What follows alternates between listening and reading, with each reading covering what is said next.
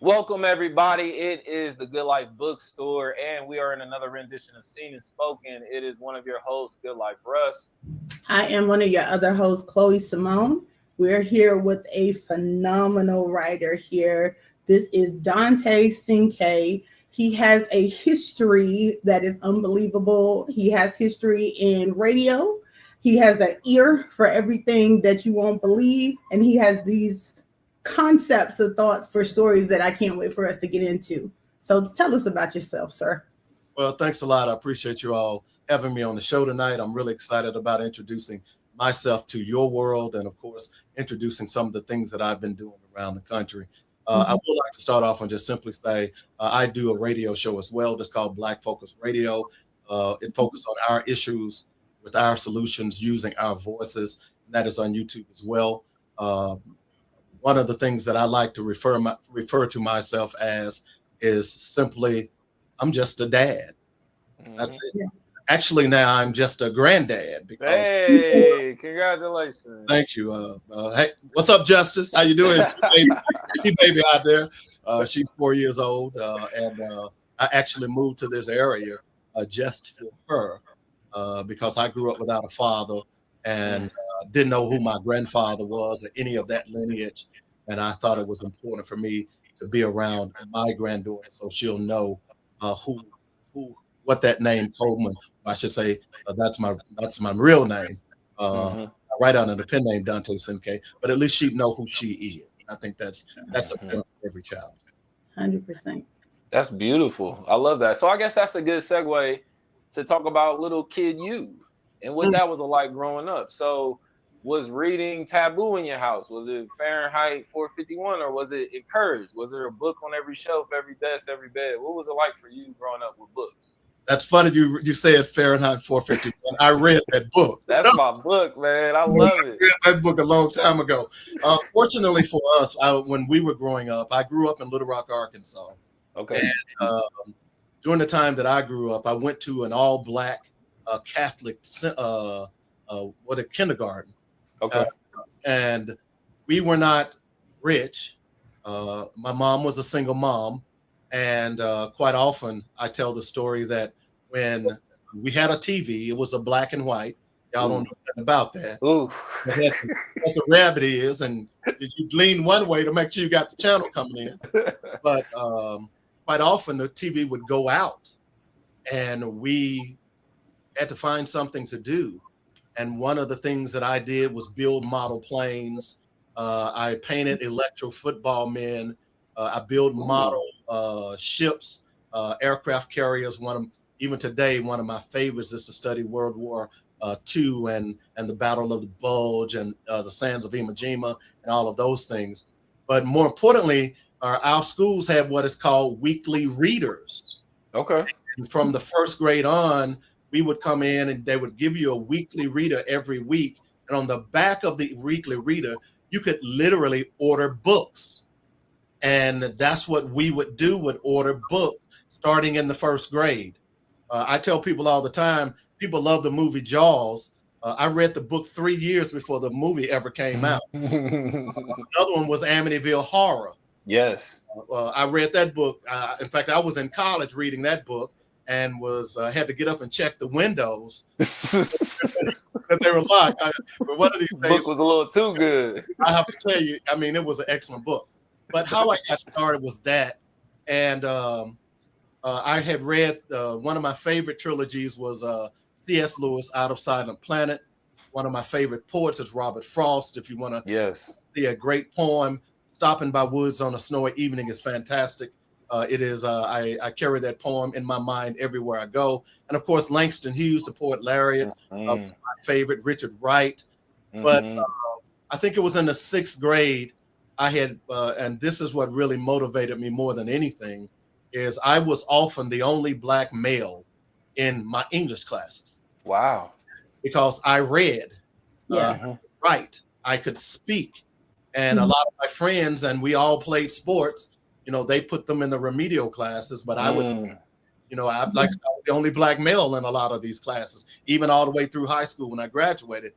And So Mrs. Johnson, I'll never forget her, was my 6th grade English teacher at Southwest Middle School in Little Rock, Arkansas. Woo. Came in with the Return of the Kings. Yeah. And she looked at me and she said, "Why are you reading that book? It's too advanced for you." And she took it from me and locked it up in her file cabinet. And I said, "Mrs. Johnson," I said, "I've read this trilogy now." Trilogy because it's 3 books in that trilogy, the Lord of the Rings and the Return of the Kings. Yeah, I read this trilogy 3 times. This is my 4th time reading through it. And she looked at me, "Well, it's still too advanced for you." And then, of course, I went home and told my mom, and mom had a conversation with her, return those books back to me. Right. But I say that because that's how white teachers, especially when I was growing up, and they still do it to some extent today, this is how they kill Black dreams. In the 1st grade, I had Mrs. McCoy, a white teacher. And the first day of school, she asked you, "Well, what do you want to be when you grow up?" I said, "I'm going to be an astronaut." Well, I sit here today, I'm not an astronaut. Right? But one of the things that probably precluded me from doing that was Mrs. McCoy telling me that you're never going to be an astronaut. This was a white teacher. Okay. So that kind of gives me a background. I grew up in a tough neighborhood. My brother was one of the biggest drug dealers in that time period. I saw him shot right here in the mouth with a pistol. He lived to tell about it. You would think he would his life and change his life. Instead, he got worse. As I said, I grew up without a father, but fortunately, I was in the Boy Scouts. I traveled all around the country. I was one of the first Blacks to ever go to Philmont Scout Ranch in Cimarron, New Mexico. Okay. We went up in the mountains for 2 weeks. They take you up in the mountains, and then you have to literally live off the land, fish, and hike back with a compass. And there were only 2 Black people in this group. We were from Arkansas. A good friend of mine, Dr. Jeff Hampton now, we almost thought we were going to have to fight our way out of there. When the leader went to get supplies, the white boys thought they were going to whoop us. And so Jeff always bothers me. He said, "Man, when they saw you pick up that stick with that fire on the end, they decided to change their mind." Escalate quickly. Because you want. And here's the irony behind it: 2 of the boys that were in that group with me I ended up playing, and I'll even say their names: Homer and Hardy Cherry. They ended up playing. I went back my sophomore year to play football for Little Rock Central. Homer, Little Rock 9. I got a shout out to the Tigers, and they were on the football team. So I walked up to them doing tour days and said, "Hey, I know you remember me. We spent weeks in the mountains just this past summer. But let me tell you something. You're not going to talk to me that way now." Yeah. And I looked behind me, and 3 of my boys were back there. And have a really long talk.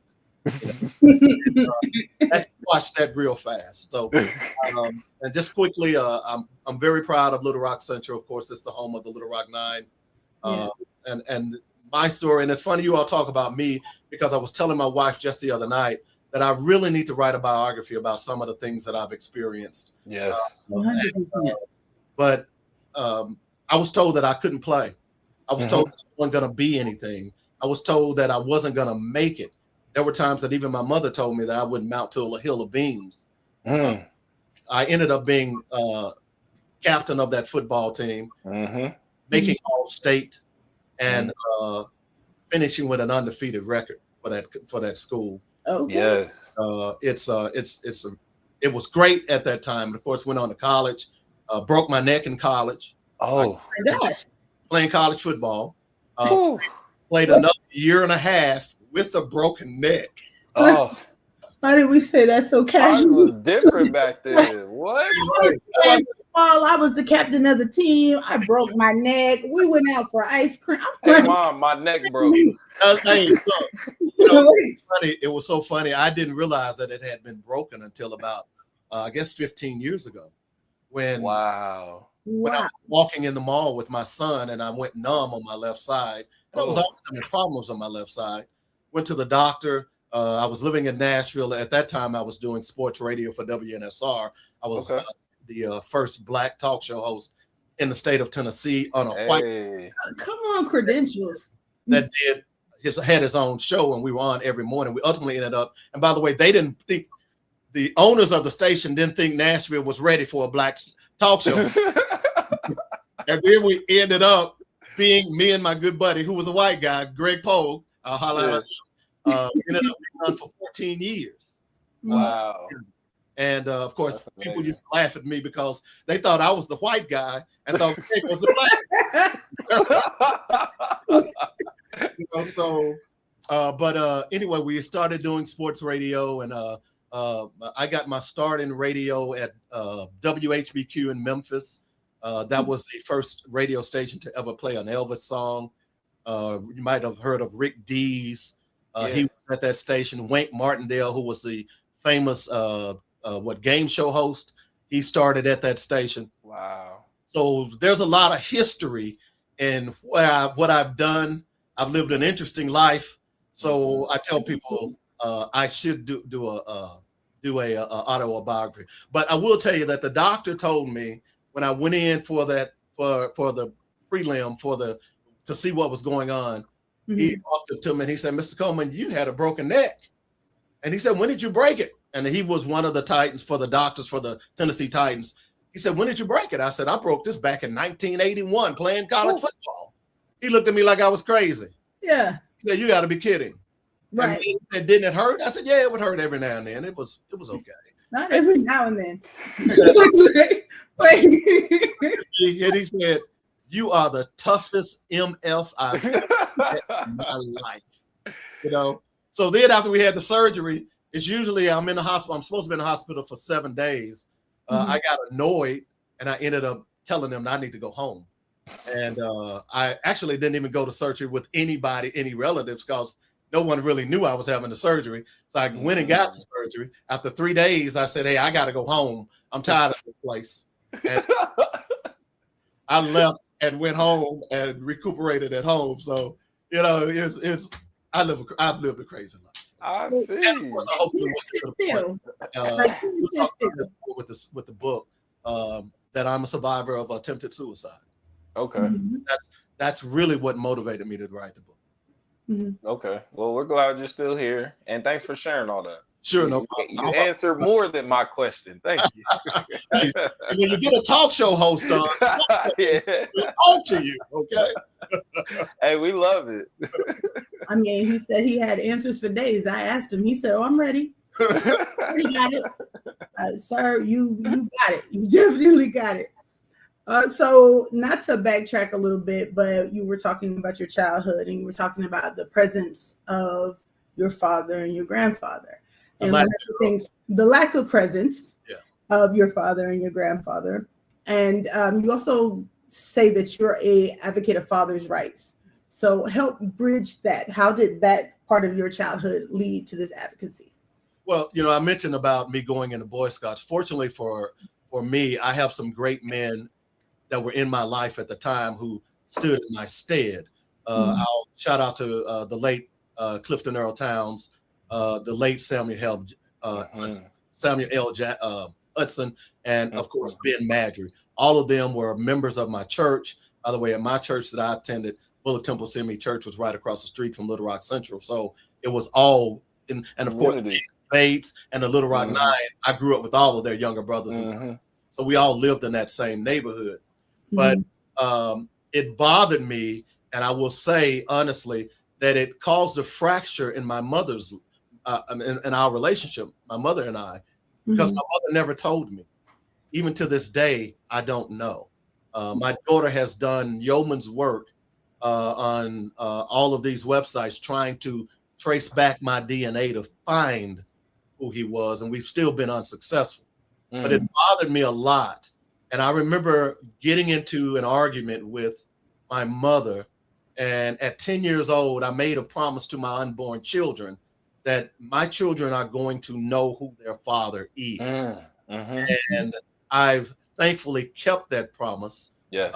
Almost to the point where people thought I was crazy, but there was, in fact, I fought the state of Tennessee because, and I started the organization I Love My Children Too for that fact, because I argued to them. A judge told me that as long as I paid my child support, I was okay, and I said, no, I'm not. I said, I'm more than a check. Yeah. And this is the mistake that so many, I think, mothers make today, is that they think that it's okay to separate the father from the child. And then we know from statistical data that the common denominator of all the negative behavior our children participate in is fatherlessness. Drugs, gangs, violence, early teen pregnancy, poor schoolwork. It all traces back to fatherlessness. We know statistical today that typically single fathers and children fare far better in society than single mothers and children. And that's not me saying it, that's statistical data to prove that point. So I wanted to make sure that my children knew who I was. And I fought tooth and nail, almost committed suicide in the process. In fact, I talked to a very dear friend of mine yesterday who was in that fight with me. But I tell people all the time that that day I was in the hospital, what brought me back was my son. And he was about 10 years old at the time. I had been in the Vanderbilt psych ward for 7 days now. And and I wouldn't participate in group. I wouldn't take the medicine, just a zombie. But I had a phone call with my son, and I usually called him every 3 or 4 days. And it had been a week that I hadn't talked to him. And I told him, I said, I had been sick. I didn't tell him what I had, almost did. And he said, you've been sick. He said, why didn't you say something? I said, well, I didn't think you needed to know at the time, but I said, I've been sick. And this is what brought me back. He said, what would I ever have done without you? Oh. And on that note, after I hung up the phone, cried. I'm sorry, I'm almost in tears right now. Hey, let it out. Let it out. Yeah. I walked back upstairs, and they had taken my shoestrings, and I had some fancy Nikes. I was big on my sneakers, my shoestrings, because they thought I was going to hang myself. I walked up to them and I said, look, I want my shoestrings back. I'm good. Yeah. They said, no, you can't have your shoestrings back until you prove to us that you are worthy of having your shoestrings. I said, well, what do I need to do? So they said, number one, you need to go to group. And not only do you need to go to group, you need to participate in group. And then we'll make a decision whether or not, and you need to take your medication. So I went to group that afternoon. The people in group looked at me like I was crazy because I was talking like I would, like I'd never talked before. And even the people saying, you should be heading the group. Yes. So fortunately, I was there for 14 days. I got out. I went home, and I was actually going to take hydrocodone, oxycodone, Flexeril. I was just going to make a drug cocktail. That's what I was going to use to kill myself. I want to shout out to Dot Williams, because I was working at Dell Computers during the time, and I was doing radio as the time. And my supervisor, Dot Williams, she said, Dave, you're not acting like yourself today. And she recognized something was wrong with me and got me to the hospital. And that literally saved my life. Yes. So when I went back home, it had gotten so bad. Let me tell you something. The utility companies would come by the house. They came by the house to turn off the utilities. I happened to be there in the dark. I wouldn't turn on lights, anything.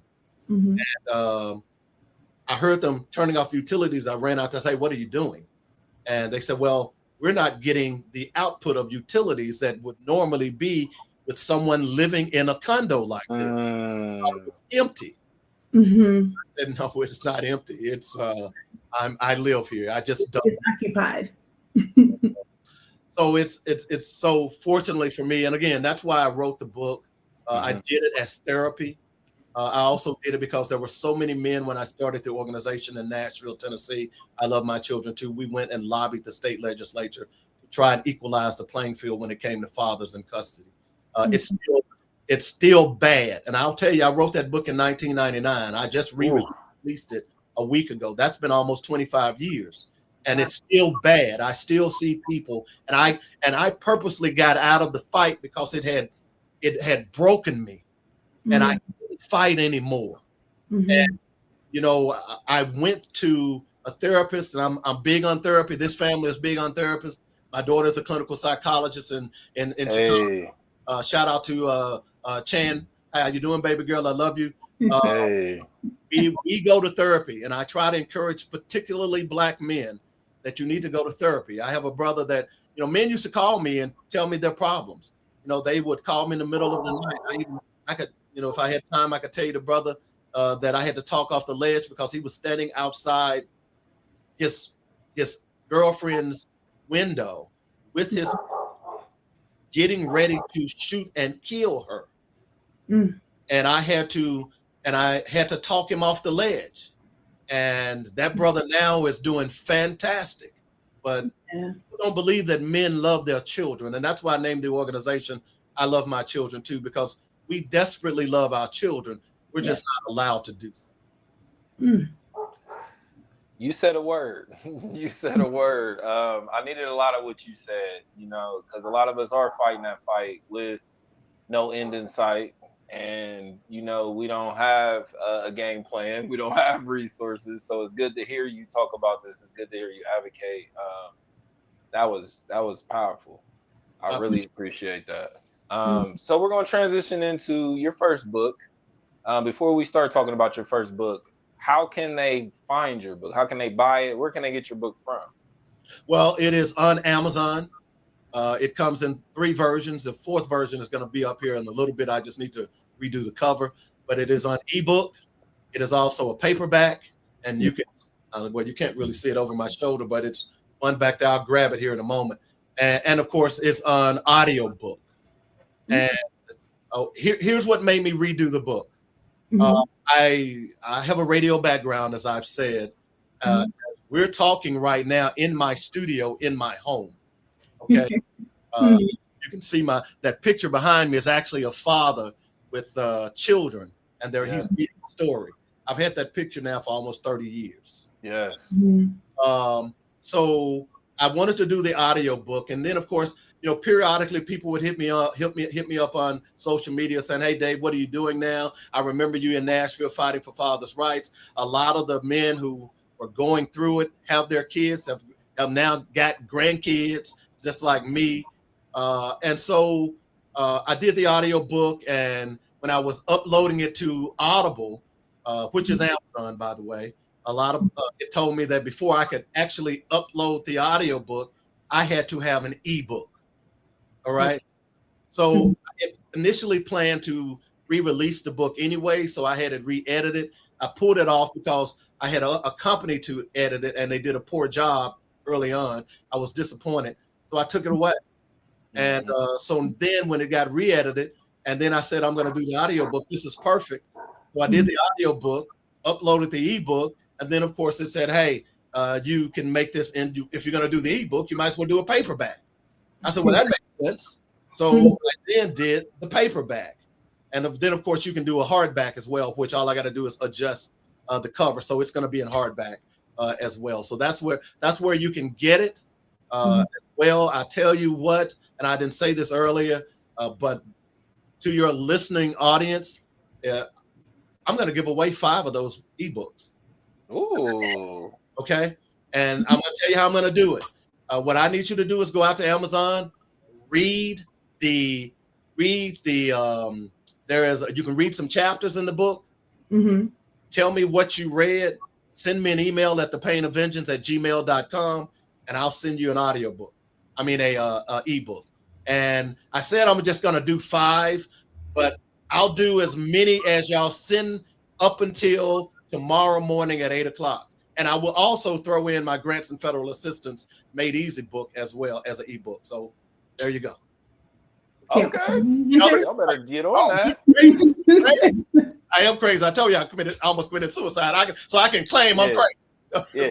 You got to be, because I don't know why you committed suicide when you were walking around with a broken neck. I don't know.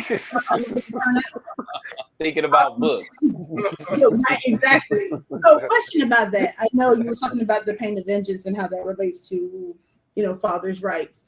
Is there something that mothers can learn from that kind of conversation as well? Do you have any advice to give to them?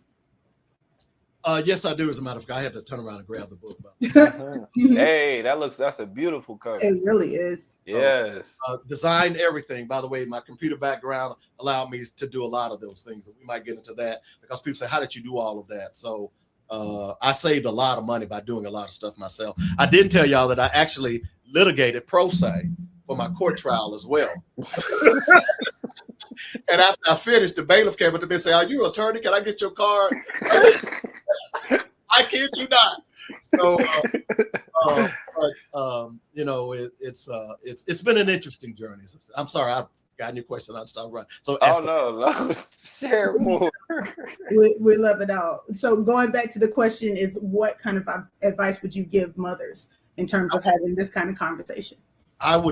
Here's what I would tell mothers. Mm-hmm. Unless that man is physically abusing you, mm-hmm. you need to do everything you can to make sure that he sees his children.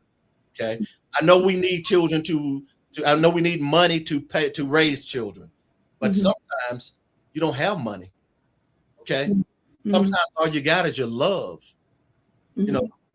When I wrote The Pain of Vengeance, there are tidbits in this book that actually happened to me.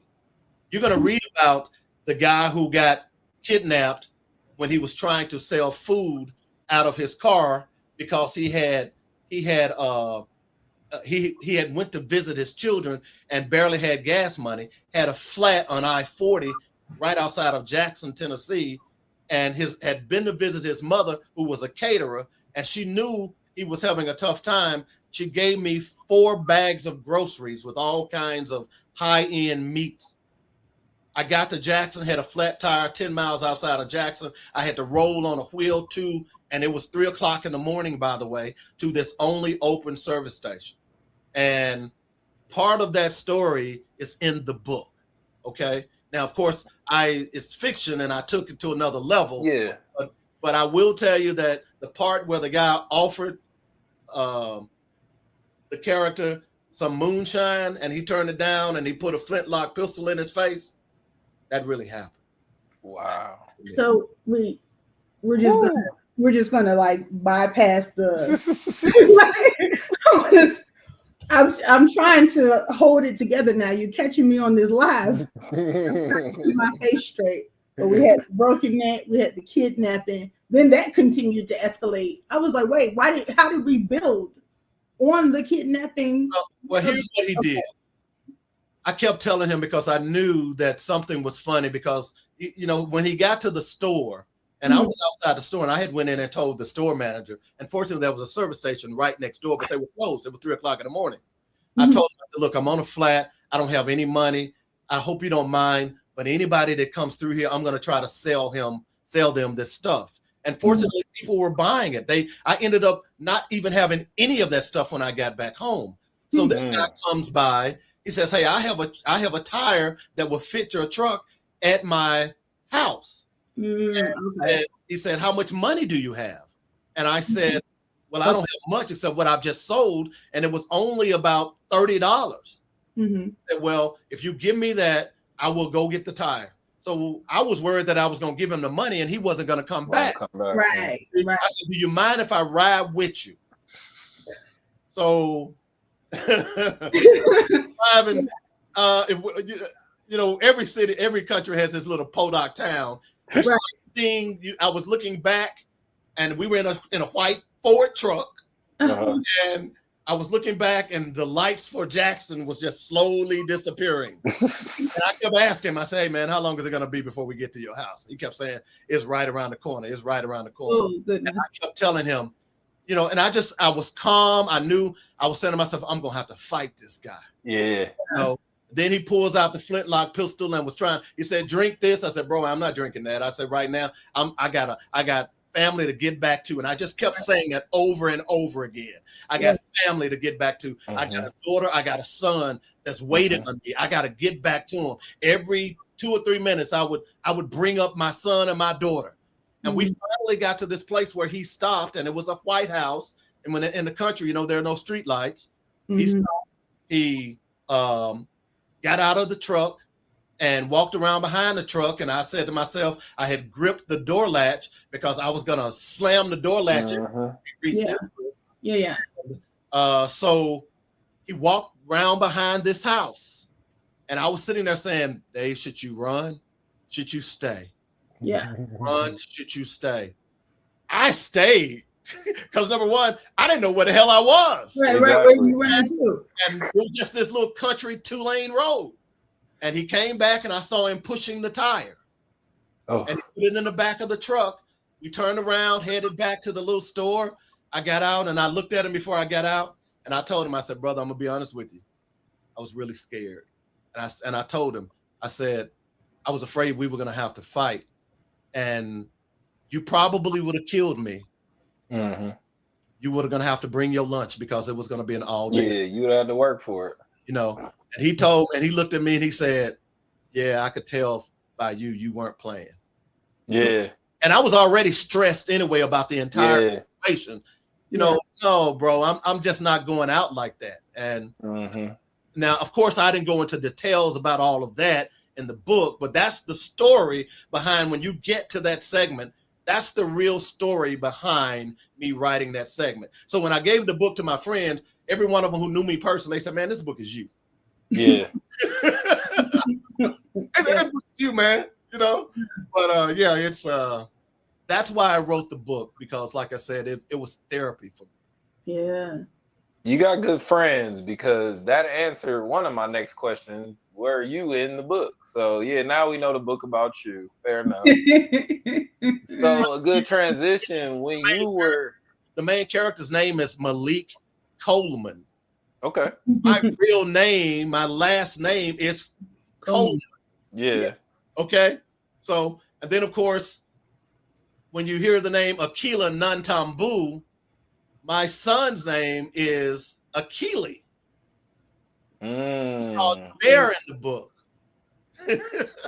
I love that name too.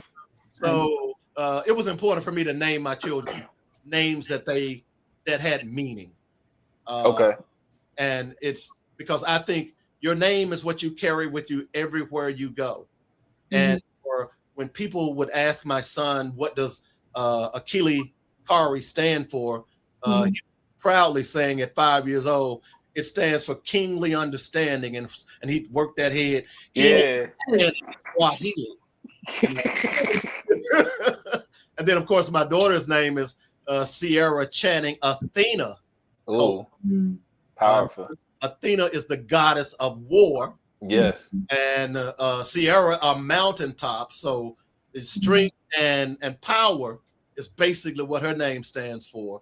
And so and of course it's funny because they actually are living their lives based on their names today. Yes. You see, and that's not to offend anyone who make up these names. Right. I'm just telling you folks, you see a lot of football players going by initials. You know why they go by initials? Because they don't like their names. Yeah. Okay. And if you go and look at what their names are, you'll say, wow. So I'm just saying, how you name yourself is how potentially you'll live your life. 100%. Look, my real name is David. My mother named me after David in the Bible. What was David? He was a man after God's own heart.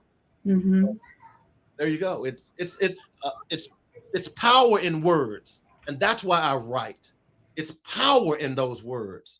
Yes. And it's important for us to understand how we use those words with each other and against people is how we reflect ourselves. One of the things that I tell people about, I don't use the N-word.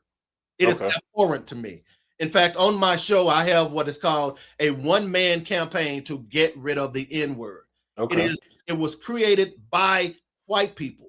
It is a derogatory term. And even though we changed the ending, it still it is root word is where it's at. I don't know. A lot of people know what root words and prefixes and suffixes, but the root is still there.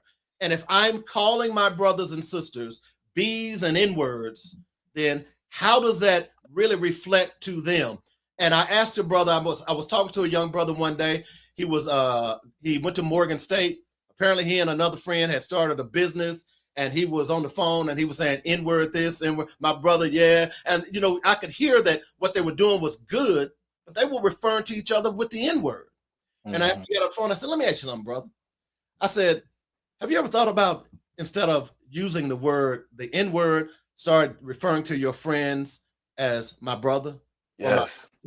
Yes. And he looked at me and he said, you know what? He said, OG, I'm going to start doing that because it changes how people feel about you. You see what I'm saying? You know, I've even had to talk down some young brothers who were mad at me. N-word this, oh, N-word that. I said, that's okay, my brother. You still my brother. And you could see them kind of recoil and say, this brother ain't like everybody else. You see? So how we refer to each other determines how we act. We see that in rap music. Why are so many people, I talked last week on my show about, are we happy how our young people are representing us today? And what do we see?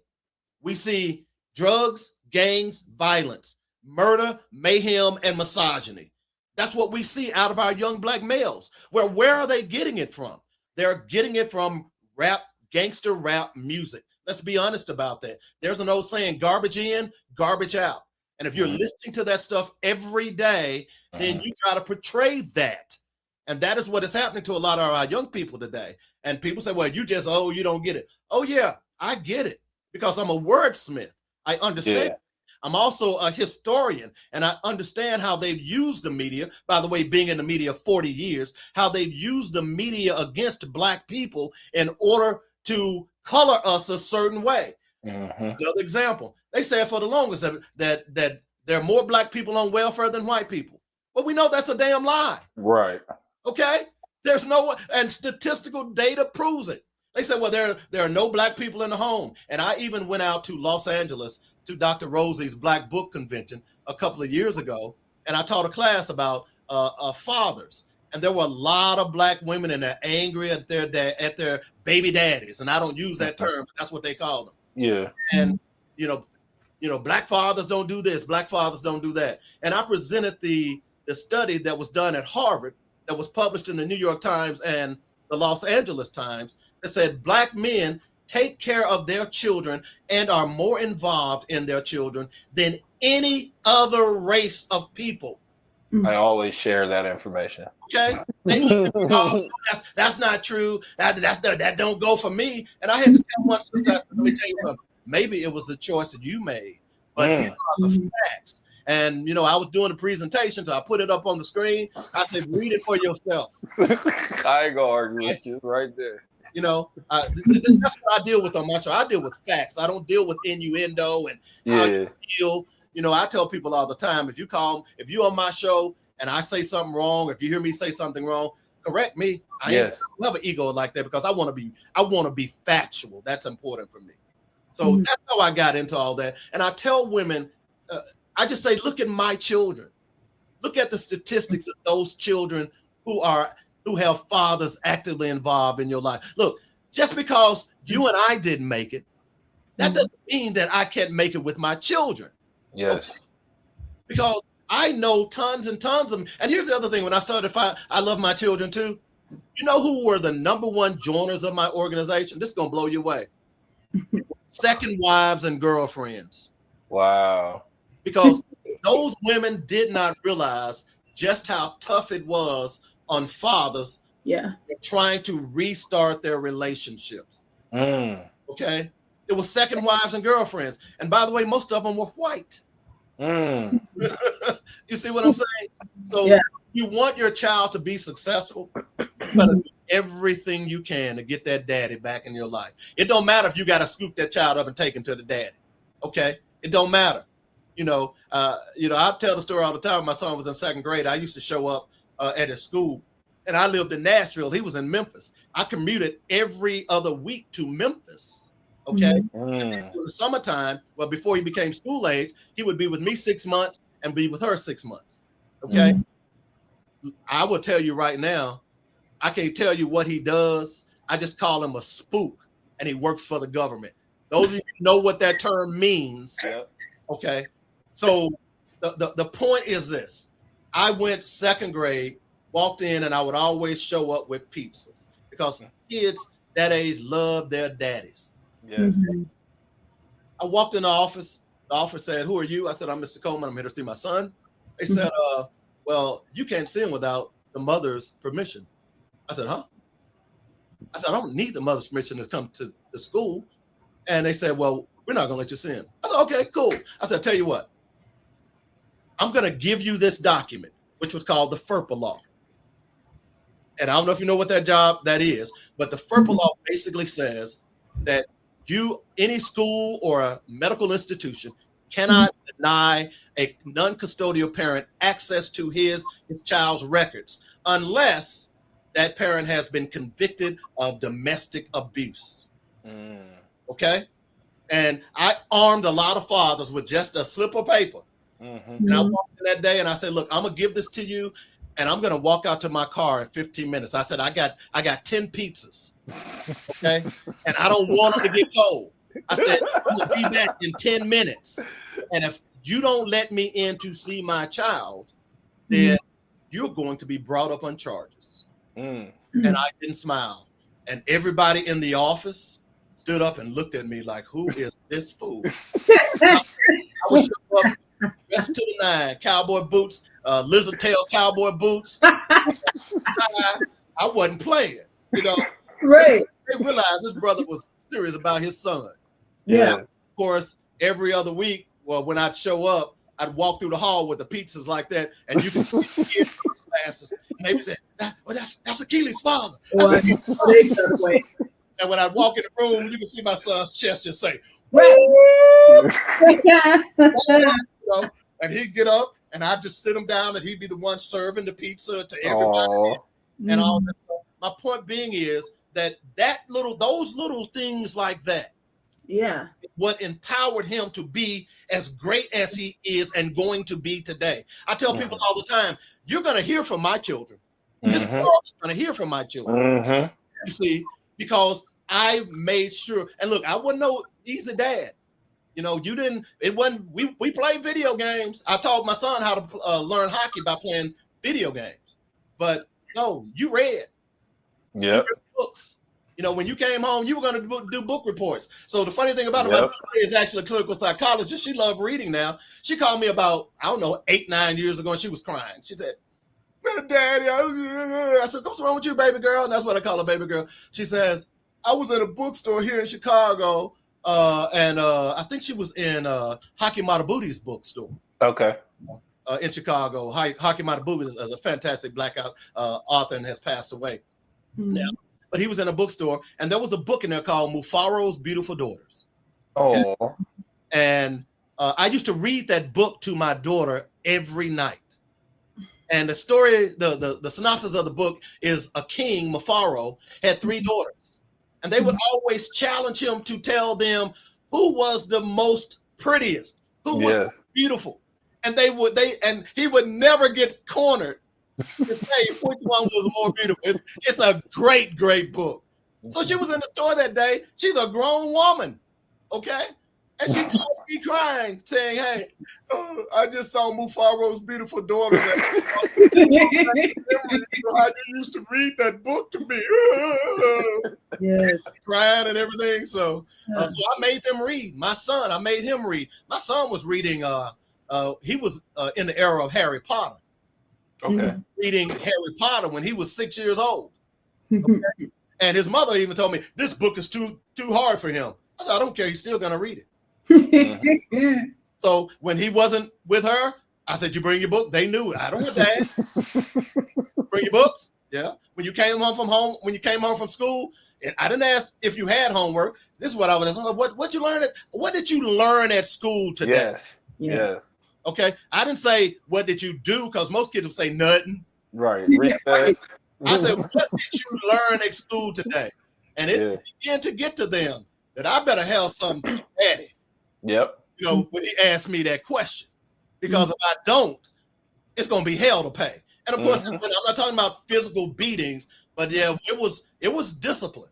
But it was fun because I disciplined, then I'd hug them. Yes. Kiss them.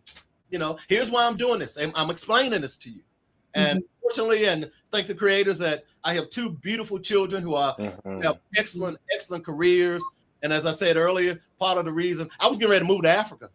3 years ago, I almost died because I had sugar at 725. I should have. Doctors walked in the ER in my room and said, "You look at she like Chloe like a roller coaster with this one." Yeah, I gotta work on my face. I'm sorry. The doctors walked in and it wasn't just the ER doctor. It was three of them. They walked in and they were like, they kind of see this guy. They said, I had been working and I had a headache and I had this headache for about 3 weeks. And then of course I woke up one morning and I actually I was working at a black college, HBCU in Arkansas Baptist College. I'll give them a little love. And I was the IT director and I had this for 3 weeks. And I finally went to the campus nurse. And they said, we're worried. And of course they took my blood, but the blood sample wasn't going to come back for another 3 days. This was a Friday. I went.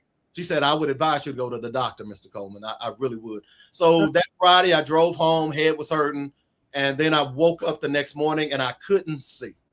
Oh. Okay. Right. That's what I was into ketoacidosis. That's what it's called. Okay. So I decided, you're not going to believe this.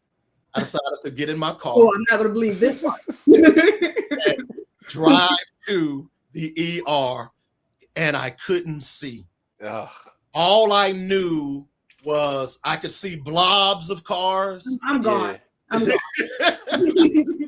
And I could see, and I knew where I was going, University Hospital in Little Rock, but that's all I could see. When I got there, they immediately took me back. My blood pressure, I'm fortunate enough, my mom died at 92. My aunt died at 98. My uncle died at 80, 89. My family has longevity. We've never had those preconditions. Yeah. Take my blood pressure right now, it would be like 125 over 72. And by the way, I'm 65 years old. Yeah. So anyway, I went in there, they did all the testing, they walked back in, and the two of the doctors was just looking at me. And I said, okay. I said, when am I going home? They said, you're not. So, right. I said, hey, I gotta work Monday. I got stuff to do. I need to get out of here. And I had already been in there 4 hours. And they said, Mr. Coleman, let me explain something to you. You have ketoacidosis. Do you know what that is? I said, yeah, that means high sugar. They said, no. They said, your sugar was 725. They said you should be dead, or you should at least have a stroke or a heart attack. Did you have any of that in any symptoms like that? I said, no, all I couldn't do, I couldn't see. I had a headache. I just need to see. 5 days in the ICU. And the funny thing about it, I had my godbrothers go to my apartment. I had 2 computers, a laptop, iPad, and my phone sitting on my table. They had to bring me a second table in the ICU because I had all of my gadgets up there, and I was still running the IT department at Arkansas Baptist College. I want to hear the story from you. I think the wife's version of this story, because oh my God. But I'm serious. 3 years sounds about right. And so during that time, prior to that, I had told my son, because my mother had just passed away, I had moved back to Little Rock to be with her while she was ill. When she passed away, and I'll be honest, I hated Little Rock. That's why I moved away initially. And people knew that I was going to move once my mother passed. And so I had told my son that I was going to move to Ghana. I was going to sell everything and move to Ghana. I even tell him today that when I pass, I want to be cremated, and I want you, and fortunately we're at Maryland. So all you got to do is take a few steps, and the Atlantic Ocean is right there. Just pull me in the ocean and let the tide sweep my ashes back down. The way these stories have been going, you're going to sweep out and you're going to walk back out of the water and come back. So basically, you've been stressing these kids out, basically. Yeah. So he said, he said, I don't want you to move to Africa. My daughter, she travels all over the country. She said, well, my daughter, like, if that's what you want to do, that's what you want. Right. I know Africa trip. This is my dad. It's really crazy. You know? So anyway, he called me a week later and said, Dad, you really can't move to Africa. I said, yeah, I am gonna move to Africa. He said, but you can't move to Africa. I know how you are. I know what kind of dad you are. He said, and besides, you won't be able to see your grandbaby. Oh my God. I said, what? He said, yeah, you about to have a grandbaby. Hey. So I started coming up here, cooking dinner for them, cooking Thanksgiving dinner while his wife was, pregnant. She was having a difficult pregnancy. And then, of course, they ultimately said, hey, you need to move up here. So I moved up here. And I've been here for almost 4 years now. And, of course, in fact, if you go out on my wall, you'll see where I posted my G-Baby. That's what I call G-Baby. She's making pizza with me. So that's what we do. We like that. So anyway. Yeah. Wow. I mean, definitely shout out to Maryland. All right, I had a question. Mm-hmm. This is something that we were talking about constantly about how people define success and what success means to them. I have got to know, what does success mean to you when you have had 30 jobs, you have survived everything, and I'm like, I'm with everybody else. You were telling me the concepts for the future novels. But I'm like, I need the autobiography and the future novels. But how would you define success, and do you consider yourself successful? How would I define success? Is health and being able to live to be 65 years old. Yes. I celebrated my birthday May 13th. Hey, happy birthday. Happy birthday. And when you look back on what I've told you all today and you don't know the half of it, I really shouldn't be here. Yeah. There were multiple times that I should have been dead, and I'm not. So I believe that I'm here for a purpose. Yeah. And it is important for me.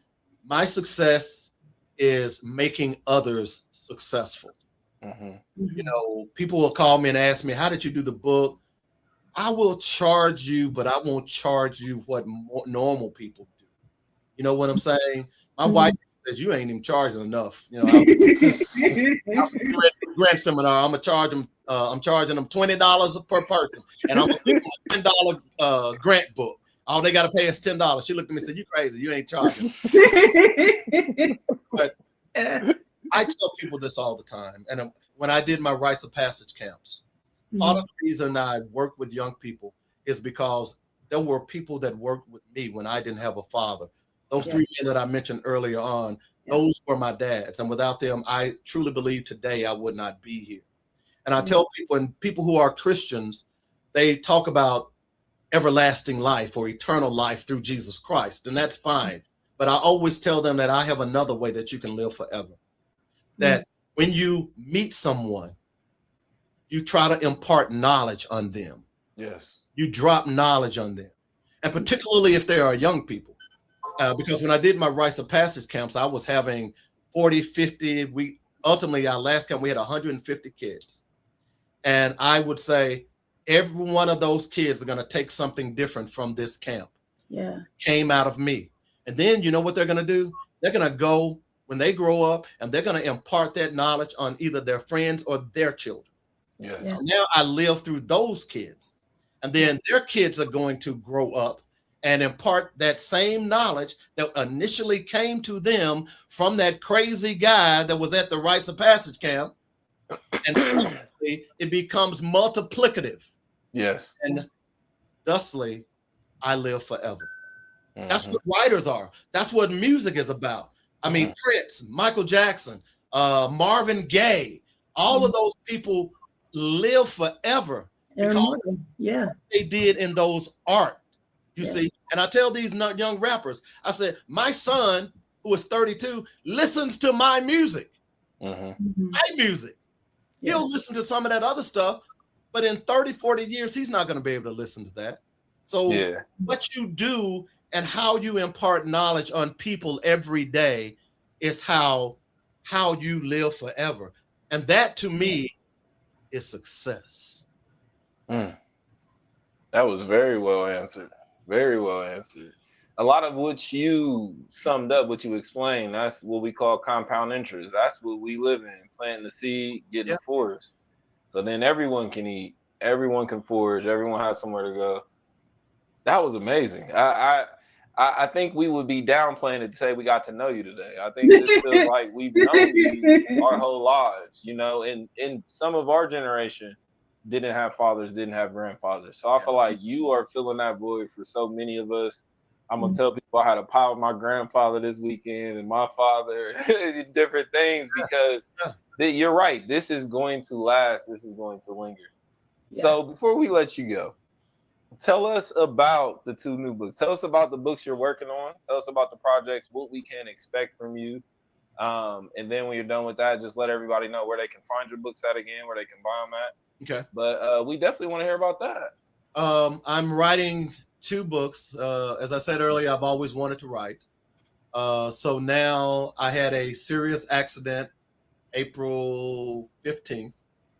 And I have not been working. I've been going to physical therapy. Of course, they were afraid that because of my spinal fusion, that the accident had made it come undone.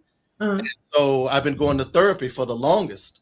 Mhm. So during this time period, I decided that I was going to write. And of course, I already had The Pain of Vengeance working.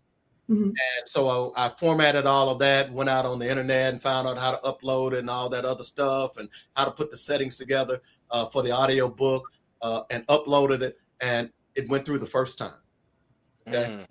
So then I had began to write Mind Jacked probably about 10 years ago. And it's the book about, it's about 2 young black, and I always write as a black male or a young black male as the protagonist. And in this particular book, it's a young black male from Nashville and a black female who was born in Saudi Arabia by a father who was in the military, and he didn't know it, and she ended up on his doorway. Oh, okay. So they end up figuring out that this evil guy has come up with a way to make nanobots to pour in your water, control your mind for 12 hours, and make you rob banks and kill people, things of this nature. And so these 2 young black kids figure it out. Okay. And I will tell you that at the end, the young girl, because her mother was a double agent, girl has to make the decision to whether or not she's going to shoot and kill her mother or save her boyfriend, the young black male who helped her. Ooh. I'm gonna tell you that's choices. The premise. Okay. Then of course, Blue Chip Down is probably going to be out in September. Okay. As I told you earlier, I played college football. I became disillusioned, obviously, after I broke my neck. For decades, long before before NIL came around, I've been arguing that these kids need to be paid, regardless of whether it's black or white. Yeah. I sit here today with injury from football. If I was injured on my job, then they would have had to pay for that. Fortunately, I was working at Dell Computers at the time, had great insurance, so that paid for that surgery. So I decided to start putting the outline together. And then what kicked it off, the University of Missouri had the boycott in 2015. Are you all familiar with that? I'm not. So when people say that these black kids shouldn't be boycotting the SEC, it won't work. All you need to go back to 2015 and look at the University of Missouri. The head of the Black Student Union had went on a hunger strike. Missouri had always been known for its bigotry and racism for a long time. And it was going on. It had gotten to the point where racial slurs was smeared in the bathroom and feces. Wow. It was terrible. Yeah. So Jonathan Butler, who is now the bishop in Palo Alto, California, he was the black student president, went on a hunger strike. And didn't care. Nobody cared. None of the brass cared. So one of the football players decided that, wait a minute, if they don't care about them, they really don't care about us. Yep. Football players decided that they were going to go on a strike. This was a off week. And they said that, look, if you all don't fire the president and the dean of students, we will not play. Wow. Our next game. Missouri on the outset was going to lose $1 million just for the forfeit of the game. They were going to play, I believe they were going to play either Utah State or Boise State, one of those. They were going to play a Utah school. They were going to have to travel. They were going to have to forfeit that. Not only that, people don't realize all the money that these young black athletes earn for these schools.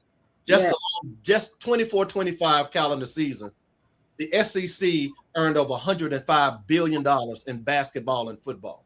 Wow. Hello? Good You know what I'm God. saying? And the majority of those guys who are making that money look like you and I. Yeah.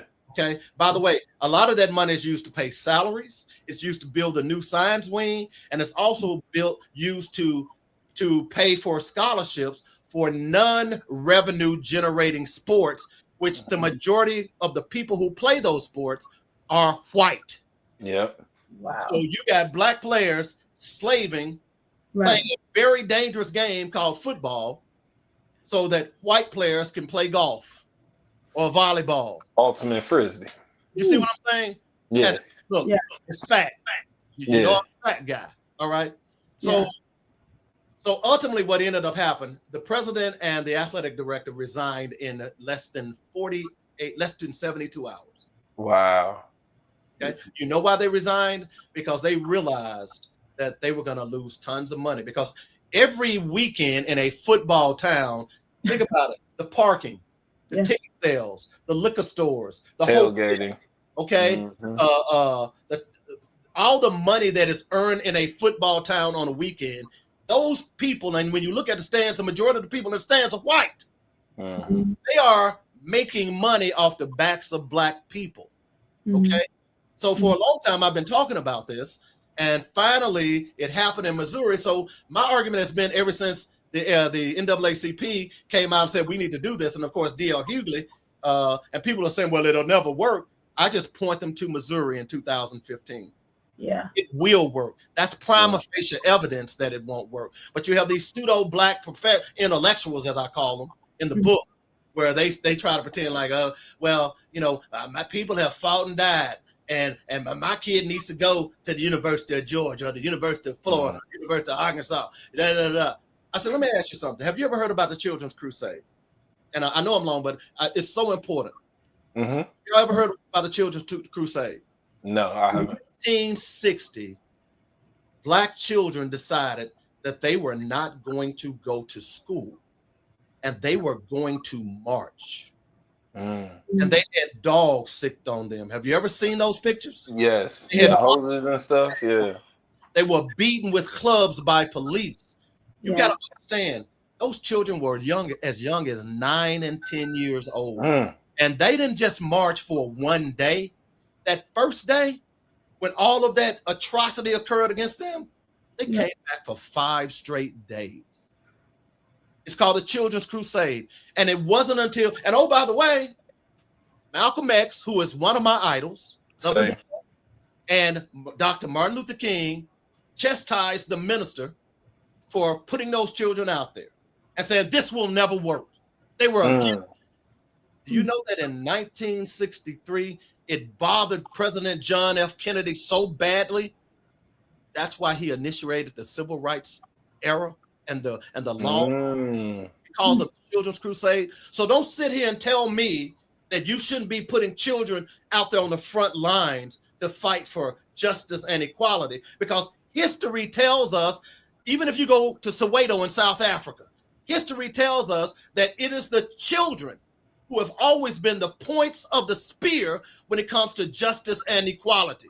It has always been that way. The most powerful weapon that we've ever used is the economic boycott, not the preaching, not the marching. It was the economic boycott, because when white people realized that we would take money from them, they said, hey, we got to fix this. You look at the Red Summer with Tulsa and Elaine and Wilmington, all of these cities that were raised They were raised because black people were spending money with black people and they were making money and those white folks were not.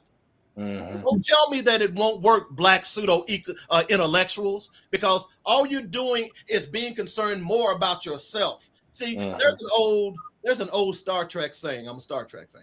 The many outweigh the needs of the few. Yeah. Okay. And what we've done in our community, all we're concerned about is getting mine. I got to get mine. I don't even care about what they're getting. And you see what's happening. We are repeating what happened in the 60s right now. And you got black people saying, oh, well, we don't need to boycott. We don't need to stop going to these schools. Well, guess what?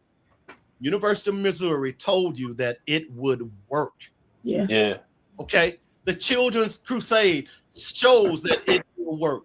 Those who don't know their history are doomed to repeat it. And we are repeating history today.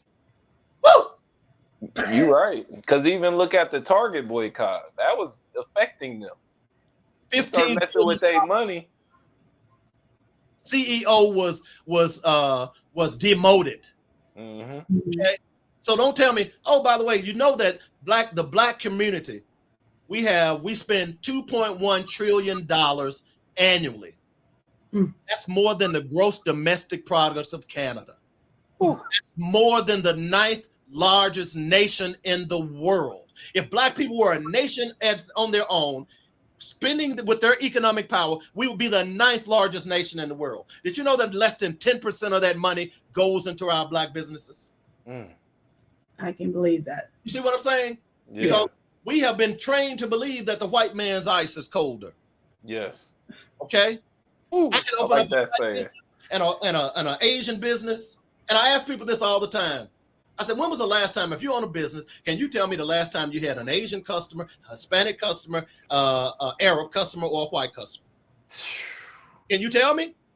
And none of them remember. Now, if you got a soul food restaurant, oh, they'll be the They past. love that. That's part of your tradition, and you worked for us, you cook for us. But I'm about a traditional business. Right. You got black people even afraid to identify their businesses as black. But you know why? Because they're afraid that if they say that they're a black business, they know that they will not get white clients. Yes. Hispanic clients. Okay. So why are they've been boycotting us for centuries. Are we afraid to boycott them? Well, I'm sorry. Y'all done got me. This is what I talk about on Black Focus Radio. Okay. You know, hey, we need to hear it though. You're right. It's facts. You know, and let me tell you a quick story. So my show also broadcasts on a station called Joynet Radio. It is the only black radio station in the state of Arkansas. It's owned by a brother.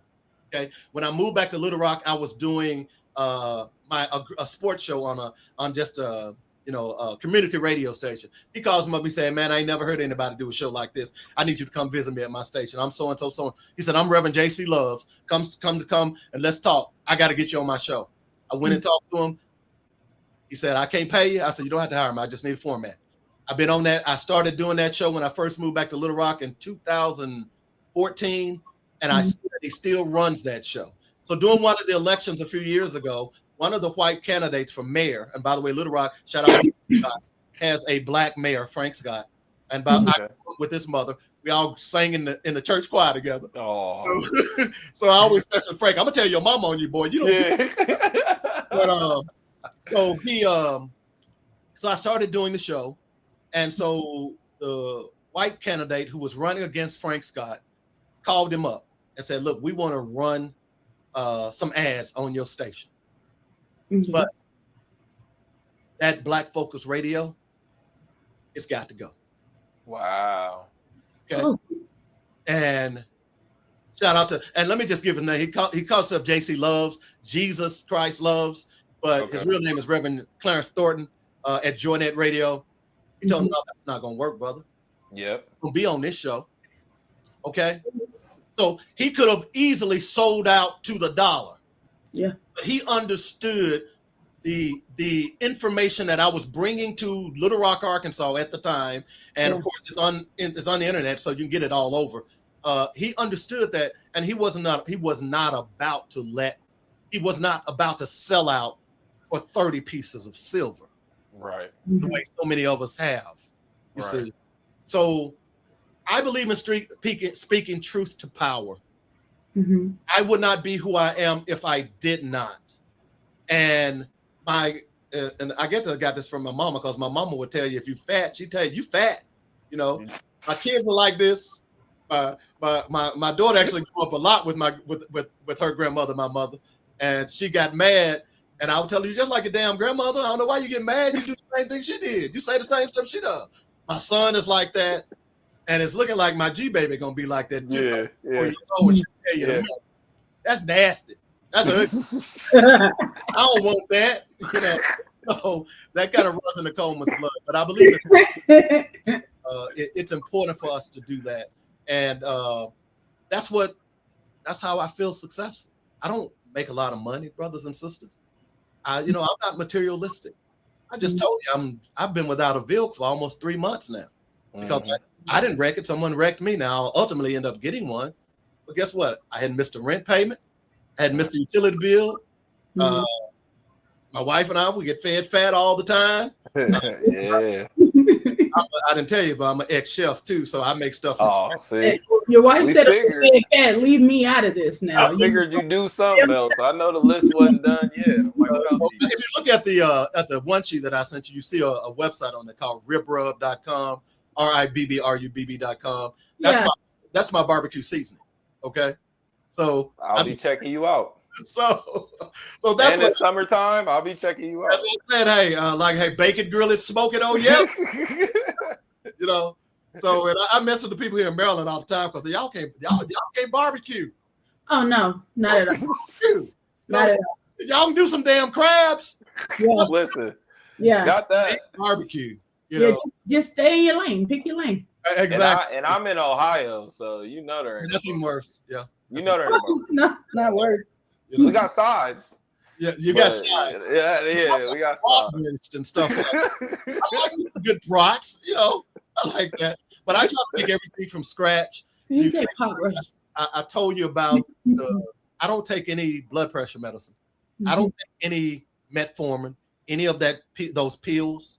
Yeah. They gave me, Ms. Coleman, you need to take these. Otherwise, you're going to end up having a stroke. Well, I make everything from scratch, just about, if I can. We just made homemade bread today. Ooh, yeah. Mom has a 80-year-old recipe of icebox rolls that I will make for the holidays. Okay. And love that's been passed down through our family. But I don't take any of that medicine. I don't have issues of sugar anymore. I don't have, at my age, hey, I'm bragging, I don't have ED, because I try to eat well. And you have to understand, if you haven't seen that video where the guy's taking the wheat bread and putting it in water and he's wringing it out like a dish towel. Have y'all seen that? Yeah, I have. Those are preservatives. And it is my argument that part of the reason that so many Americans are sick is because our government is allowing us companies to put those preservatives that in our foods. Yeah. And there are a lot of our foods that other countries will not even accept. Yeah. Right. You see what I'm saying? Because of the preservatives. And around the world, they are living longer than us. Yeah. So I decided that I was going to start following some of those diets. And every now and then, I'll eat some ice cream. Hey, I got some apple pie in there. For the holidays, I make a sweet potato pecan pie and a jerky pie. Hey, I grease over here. I tell you, I was ex-chef. Yeah.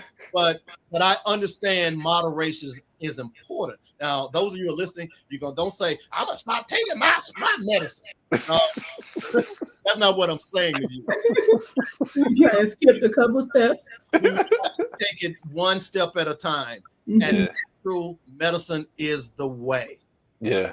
Where you need to go. Because if it's grown out of the dirt, a lot of times it's good for you. Mm-hmm. I didn't realize that dandelion leaves were good for me. I love dandelion. You see what I'm saying? We talked about that on another show. Why are dandelions haunting me? What did I do?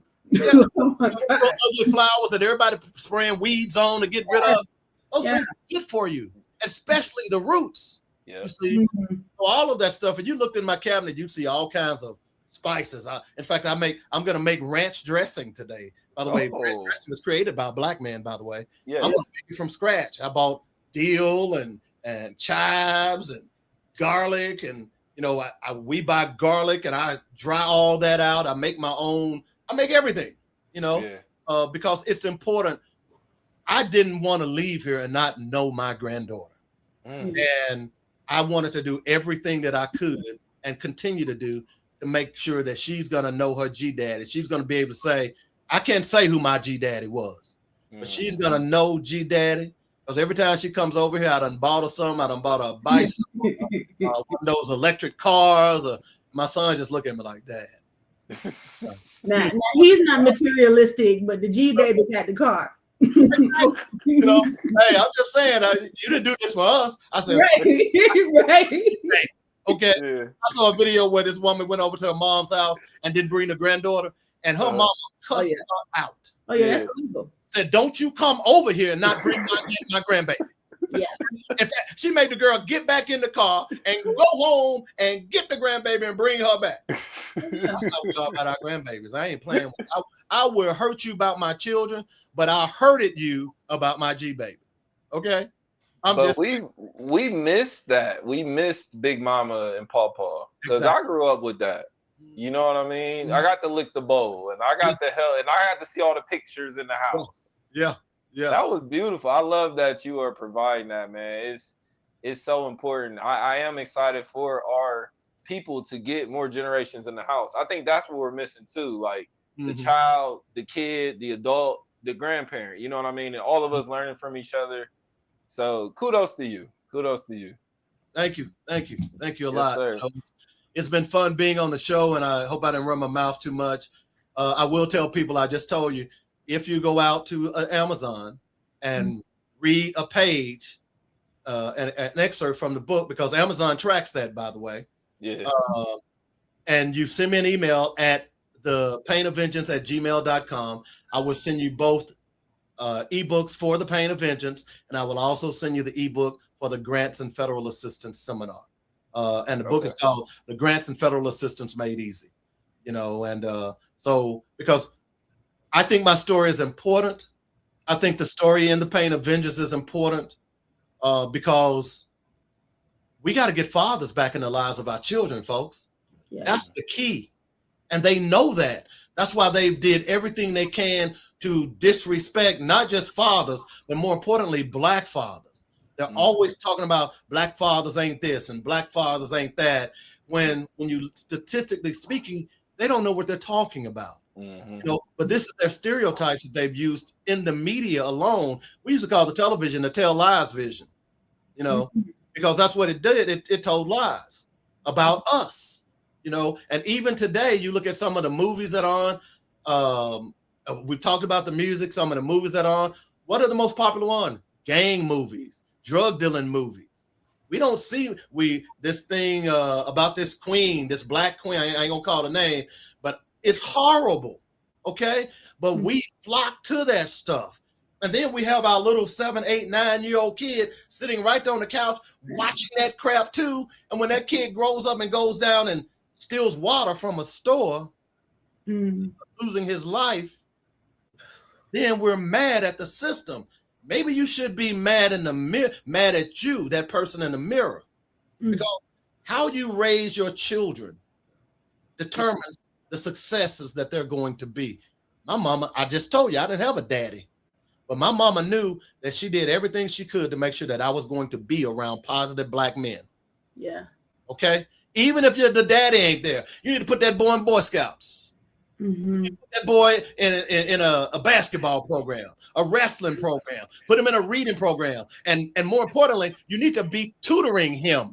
Send him to a tutor to make sure that he's getting it up here between his ears. Because what's horrifying me now is some of the videos that I'm seeing where this brother is standing on the corner and he has a sentence.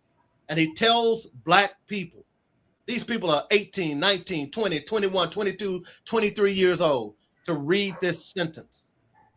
And they can't even read the damn sentence. I read a report today where colleges are pushing back on their requirements, because a lot of these young people are getting to college and can't even read. Mm-hmm. You see, we got a lot of work to do. Yeah. I've seen the enemy, and it's we. Yeah. Sports did that to our high school. They used to require a 3.5. They started having to require a 2.0 in certain just to play sports. We used to have to be on honor roll, or we couldn't play. Oh, yeah. And we had to take out.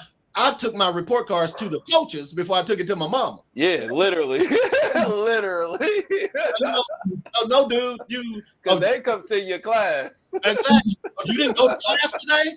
Oh, no, you. And here's the other thing. You didn't just go to class. You had to sit on the front row. Okay? You're not sitting in the back. Oh, yeah. And, coach, he patrolled the halls. Yeah. We used to talk to your teacher. How my man doing? You'd be in the middle of class. He'd walk in there and he'd wave at the teacher. She'd walk out. You see him. How's so-and-so doing? Okay, he's a great student. I'm like, whew. But I was a good student anyway. So I was. That did help me a lot too. I can be honest. Now we're talking about it. That helped. Oh yeah. Because you were held accountable. Yeah. You see, a lot of these children are not being held accountable.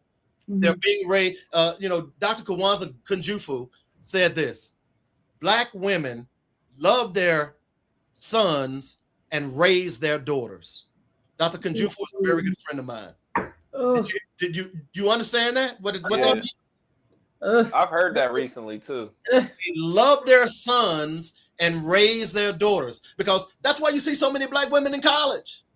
They're saying, baby, you got to go to college. You got to get this. You got to be independent. You can't depend on no man. But their son is selling drugs, hanging out on the corner, playing PlayStation. Now, of course, that's not all of them, but you understand my point, right? Right. So we've got to flip the script here. All right. We've got to stop pouring this poison that is rap music. And, it's funny, a friend of mine, a guy I knew, he was talking about, I'm just wrong about this rap music. It does this, it does that. I always use the analogy of Nino Brown and Boys in the Hood. Not Boys in the Hood, but New Jack City, where every Thanksgiving he'd come to the hood and sell give away turkeys. Yeah. In the meantime, he's feeding the hood with cocaine and crack. Right. That's what a lot of these rappers are doing. And then we get shocked when they start supporting people like Donald Trump. Well, you know why and some of these football players, you know why they do it? Because now they're in a tax bracket and the Republicans are cutting their taxes. Yeah. So they've forgotten where they came from. I remember brothers used to sell those mixtapes out of their trunks. Yeah. Okay. Then they got big and I don't need y'all anymore. Okay. I can perform against with white audiences. They love me. I can still make their money.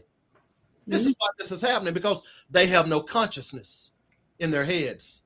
And we've got to do a better job of, making sure the next generation, because my generation made sure that the generation and the 2 generations after me could be able to enjoy the fruits of our labor.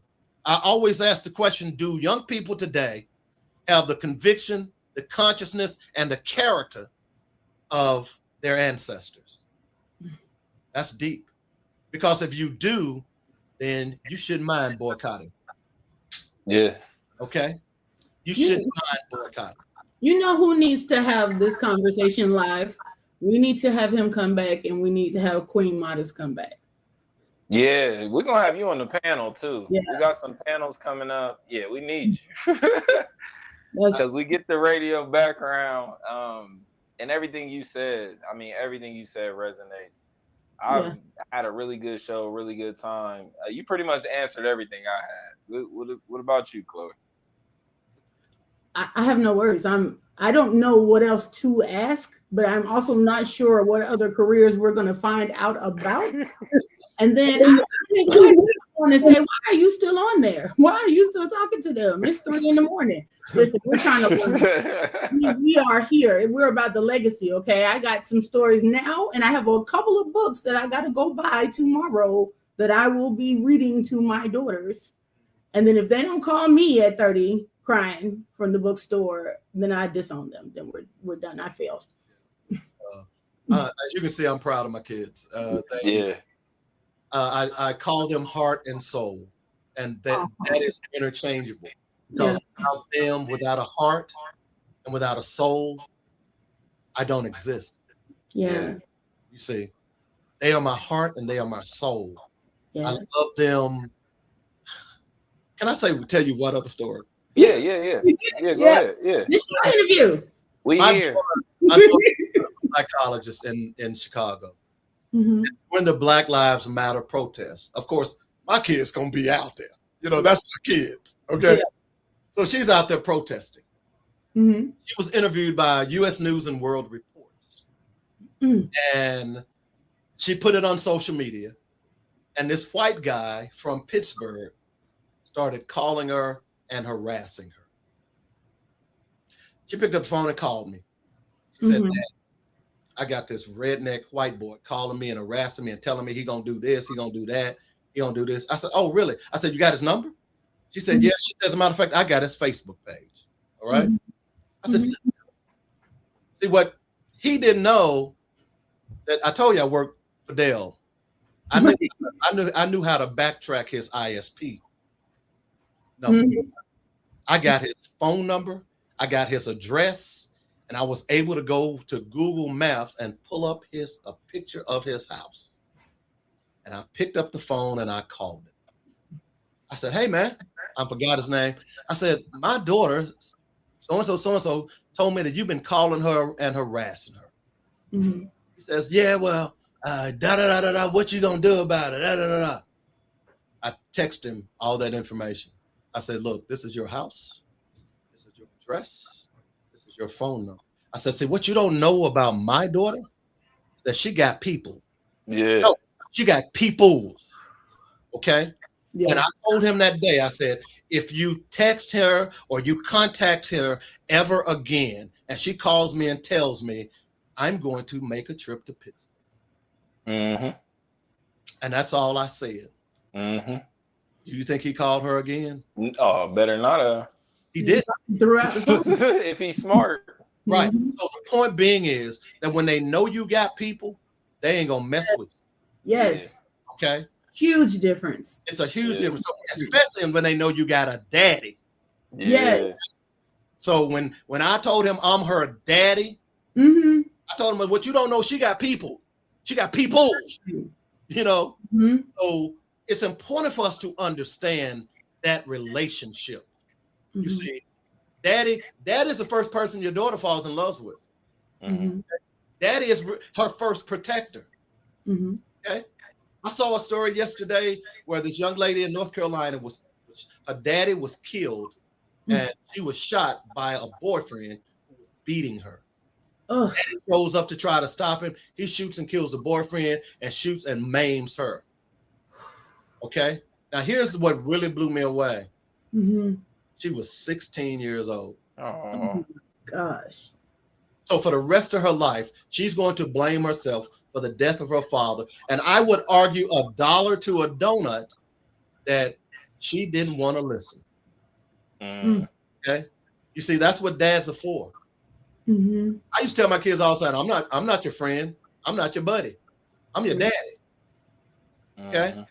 That's a difference. Now, when they became of age and grew up and got grown, moved out of the house and started paying their own bills, okay, now we can be friends. At the end of the day, I'm still your daddy. Right. But you may not like what I'm gonna tell you, but you know how your daddy is. I'm gonna tell you the truth. Right. Yeah. Okay. And that's what they've always. I'm gonna tell you the truth whether you like it or not. Yeah. Sometimes they, Daddy, you may not like this, but I got to tell you the truth. Right.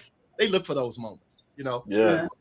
We have to be concerned about those things. We have to understand those things. We have to understand how this system is purposely trying to divide not just individual races, but they're trying to divide families. Yeah. They already did that with the Black community. And when every time we come together and start making strides, what do?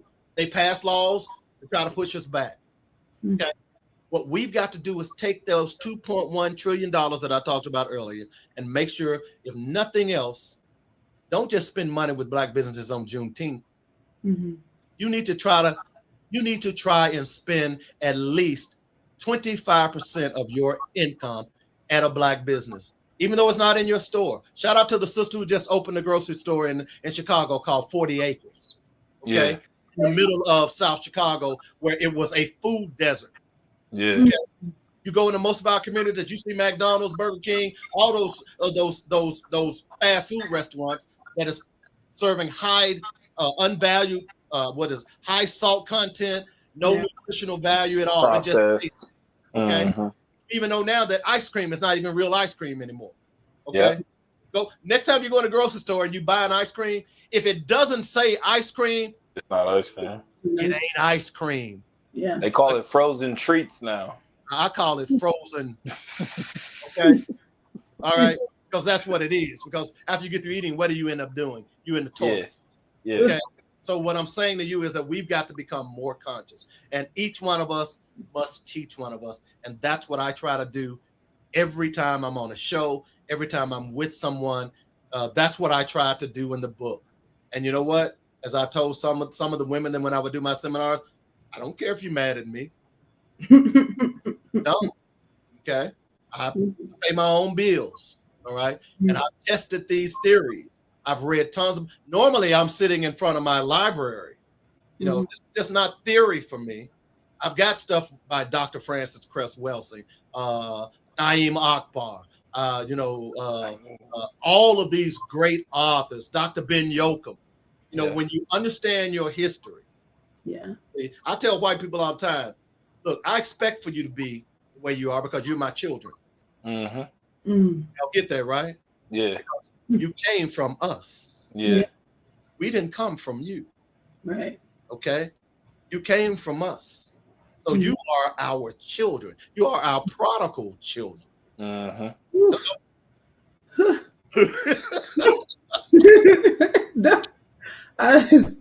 Every prompt is its own episode with you. Every prompt. Y'all gonna leave me alone because people gonna say, "Hang on, that man was crazy. He ain't gonna listen to that show no more." He really related to. You know, look, I'm just a regular guy. I love life. I've had close encounters, and I that last 3 years with the encounter with the diabetes, that told me that I'm here for a reason. Yeah. You know, I don't know. I tell people all the time, I got more time behind me than I have ahead of me. Yeah. And my birthday to upload a video, about a 15-minute video of telling people that for the rest of my life, I am going to continue to fight for freedom and justice for our people. Yeah. Or who gets mad at me. Yeah. That's how I live my life. That's powerful. Well, I want to say for all of our listeners and viewers, thank you. Thank you for being around. It's been fun. It's been Thank fun. you for showing up. Thank you for not leaving too early in this world, because we needed 65 years of everything you did. We need then some more too. So yeah, at least Black like Men, do my next few books and that autobiography because I am gonna write it. Yeah. Yes, please do. Please do. And here's the title. Dad, what would I ever do without you? Yeah. Oh yeah, there it is. My son that's what brought me back. And I thought about this 3 nights ago. That's the title. I already know what the title is, Dad. What would I ever do without you? Full circle. It is. Yeah. Full circle. Now he likes to come and pick me up, take me. I used when I did sports in Nashville. So I used to go take him. I used to go to the Titans and the Predators, and I did some play-by-play for Tennessee State, and I would call them because I had my son, and I would tell them that I don't have a babysitter. I buy a ticket for my son so that he will not have to, so I can cover the game. Jerry Helper for the Nashville Predators, who was the vice president, gave me tickets for him, just gave them to me. Okay. Mike Keith, who was the communications director for the Titans, just gave me tickets. My son would be sitting in the press box by his dad. He had his chair, I had my chair. And he would have his little computer, I would have my computer doing my stuff. You know what I'm saying? When we'd go see the Predators, I'd be up, if you've ever been to a hockey game, we're way up high. And the family sits down on ice.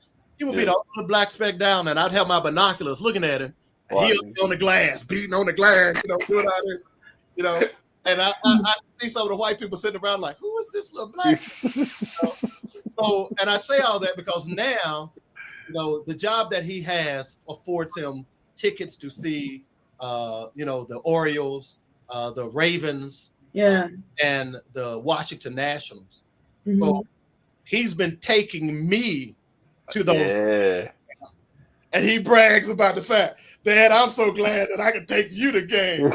Remember when we did this, and remember when we did that, and so forth. He even had a chance to eat lunch with Steve McNair. He was so young, he don't even remember. Wow. At a great restaurant in Nashville called Sweats. That was the soul food restaurant. We walked into Steve McNair's there, me and my co-host, and me and Bear. I'm not one of those people who are going to just a sycophant. I believe in letting these guys live their lives, and he was there with his wife and kids. Mm-hmm. And we sat down. Hey, Steve, what's up? Da da da da da. Great game the other day. Yada da da da. Yeah, I saw you at the press conference. Da da da da. And my son was with me. He looked at my son. He said, "Is that your son?" I said, "Yeah, this is Keely." I said, "Keely, this is Steve McNair." So, and we sat down at the table. Steve said, "Hey, you mind if he come over here and sit with us?" Oh. Mm-hmm. He gets up and goes and eats lunch that day with Steve McNair. He doesn't even remember that, And I tell people all the time, Steve McNair was a friend of mine, and his tragic end it hurts my heart. Yeah. But we sometimes make critical errors in our lives that cost us our lives. Steve made a bad mistake. Yeah. Steve McNair that I knew, that guy was a great guy. Yeah. Not just on the field, but off the field as well. He also, when people were having football camps and charging $50 and $100 for these kids to go to football camp, having free football camps. Hey, in the Black community on the Tennessee State campus. Wow. Hello. So, I got a story. I can tell you about Jefferson Street Joe Gilliam too. First, the quarterback for Pittsburgh Steelers, the black guy. And his father and I became really good friends. He called him Joey. I can tell you about Howard Gentry Jr., whose father's name is on the athletic complex, the Gentry Center at Tennessee State. We did a radio show, sports radio show every Saturday. He was instrumental in getting me on the white radio station because they were going to shut down. Wow. He said, well, why don't y'all give it to Dave? And said, I don't know if Nashville was ready for a black talk show host. they were just honest. We were all friends. We were honest. Yeah. And sure enough, 14 years later, we were still kicking at the best show in Nashville. Yes, sir. Still kicking. So anyway, I know y'all tired of talking to me. I tell people all the time, you get a talk show host on, he gonna talk to you. You ain't gotta really talk. You're our second episode that's gone this long. So we ready for it. We like the talkers. You get some of these people that are guests and you ask them a question and it's one sentence. Right. Right. It's like we're talking more than them. Like, no, we want you to talk. You got 50 questions. You don't expect to get through 5, and you done went through all 50, and then you're trying to figure out more. So I know I've been through that. So, but look, it's really been an honor, and I'm always and to be able to talk to 2 young people like you guys. Ooh, yeah. But I can tell because what I do is I go and research your ass. Okay. Before I filled out that form, I went and researched y'all. Okay? I looked at some of your shows. Yeah. All right. I'm a journalist. That's what I do. All right. Someone friends me on Facebook, sends me a friend request. I don't say okay. I go research you. Yeah. I go through your pictures. I go through your post. You see, because I want to know if this person is conducive to what I believe in. Yes. Right. That's important to me. So to know that you 2 young people are doing a show, and I love the show, The Good Life Bookstore. I love that name. That's positive. You're speaking positivity into existence. When I was going through what I was going through as a young man, I came up with a saying: positive power is pure energy. I wrote that on a folder in the 9th grade in red ink. I found that folder about 4 years ago. Wow. Okay. Just that word, positive power is pure energy. You see, you cannot be stopped. You're going to run into some roadblocks. You're going to fall down. I've had some roadblocks since, if I could tell you, and I'm not going to get into it, but I've had some serious roadblocks since I've been here in Baltimore. Okay. Including the accident that I just told you about that totaled my vehicle. By the way, I had only had that brand new vehicle 3 months. Okay. I've had some roadblocks, but I understand that I got to keep getting up. Yeah. Okay. I tell my kids, your last name is Coleman. We don't quit. If the horse kicks you in the face, get up and kick the horse in the ass. You hear me? So we are. You hear me? Oh Yes. my gosh. Anyway, I'm done with y'all. Y'all keep on keeping on, you know. And, you too, sir. You too. Tell G Baby we said hey. That's our new favorite. Thank you for sharing. I have to show y'all. Can y'all see? We getting her next. Soon as she write the book. Y'all see the bobbleheads behind us? Those are hers right there. She loves them. Hey, got her own area. I love it. G Baby, get out of my office. And I come back and I look, and she's back there with her finger doing this with the bobblehead. But there we go. You know, so she know who the boss. She said, "My office." Yeah, that's my. I'm thankful for her, and again, I love it. Well, we look forward to your new books too. Yes, we look forward for everything new from you. Yes. Look for Blue Chip Down for around September, because I think it's apropos to release it right around football season. So there's a method of madness. And then Mind Jacked, it'll be out, I'm hoping, by Christmas. Okay. As well. And of course, I'm going to self-publish all of them. I'm not going to go to a publisher. Look, and by the way, if you're one of those guys out there, those publisher vultures, the marketing vultures, who one of them called me at 1 a.m. last night, they got a discussion. Look, I ain't returning your call. And that means I don't want your business. You know what I'm saying? Don't be sending me text. I just posted this on Facebook today. Don't be sending me text. And then one of them today sent back some meme saying F up and F you. But I tell people all the time, I'm not gonna whoop your ass with these. I'm gonna whoop you with this. Yeah.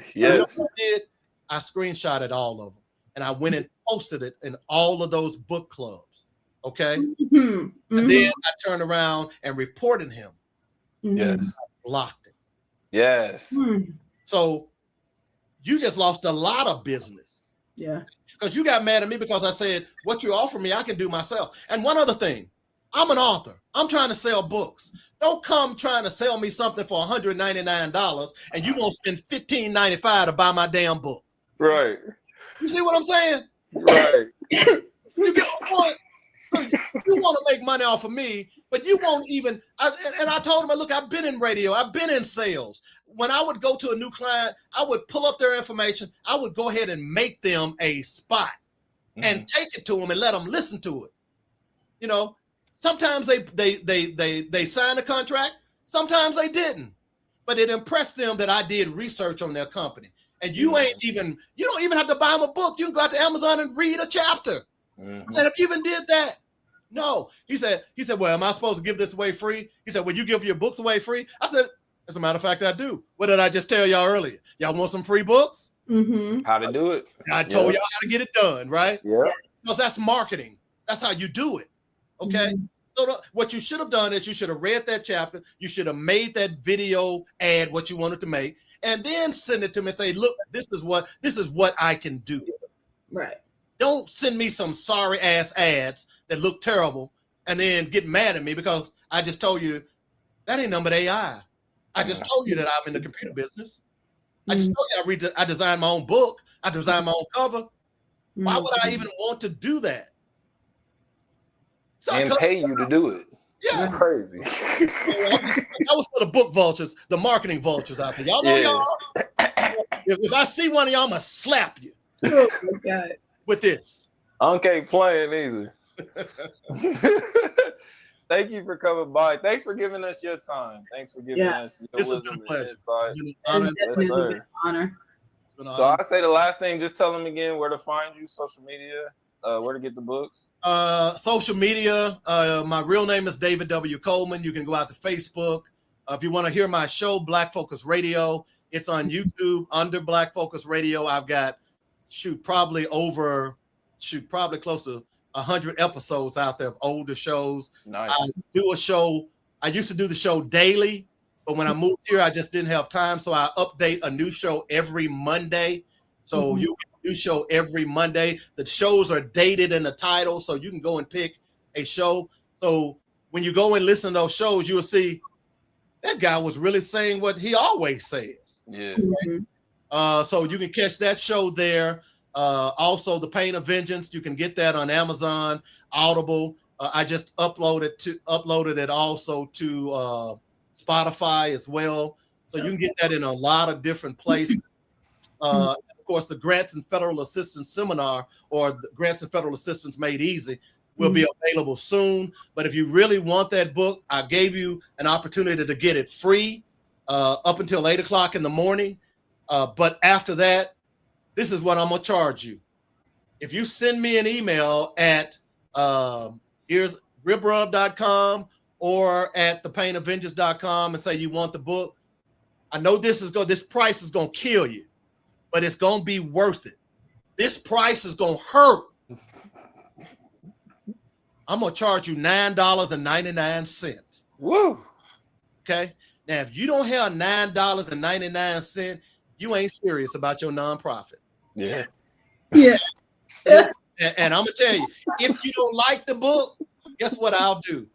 I'll give you your $9.99 back. Hey. Hello. Because I know you're going to like it. All right. Yeah. Because it tells you about proposals, how to write the components of the proposal. It tells you how to build your board of directors. It tells you how to write articles of incorporation. It tells you the 5 major funding sources where you can get the money. Hello? $9.99. You don't want that? Then you ain't serious. You just thinking about doing a nonprofit. It's kind of like seeing that pretty girl like Chloe and thinking, I want to date Chloe. But you never call Chloe and say, hey, Chloe, you purty. Okay? Or you never call Chloe and say, can I buy you a soda pop? And y'all probably don't know what a soda pop is. No, yeah. Never call and say that. So if you never decide that you're going to make a move on your nonprofit or your business or your book, then you're never going to do it. The time is now. There's so many things out there now for you to be able to do things like this. Look, I got to send y'all the video that I made of me opening my books day before yesterday, because I was selling my books before I actually got copies of my books. Crazy what? So Amazon just sent me the books. All right. So of course, I had to make the video, the unveiling or the opening of my books. Yeah. So that's what I do, man. I love life. Life hasn't been easy. I tell people life is hard. Life be lifing, okay? But you got to learn to enjoy the good times. And when you get knocked down, you got to understand that you got to get up, okay? Because you're not going to be surrounded with negativity all your life. Whatever you go through, just remember, what did I just say? Whatever you go through. Through is a verb. That means that there's going to be an end, okay? There's a light at the end of the tunnel. You got to keep chopping wood. You got to keep walking towards the light. And when you do that, good things going to happen to you. Yeah. That's it. Ooh, I feel like I'm preaching. Y'all need to book me. Y'all, I do motivational speaking now. Y'all need to come on. Let me do my black male and female teenage survival kit. Okay. Y'all need to let me do that. And I talk about hardcore things. I present things like condoms with a hole in it. What does that mean? Yeah, quickly. What does a condom in a hole mean? This is in my teenage survival kit. What do y'all think it means?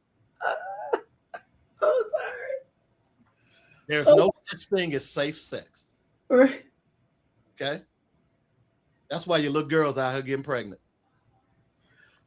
I'm sorry. I know it's such a serious topic, but I'm just like, when I tell you he knows something about everything, like,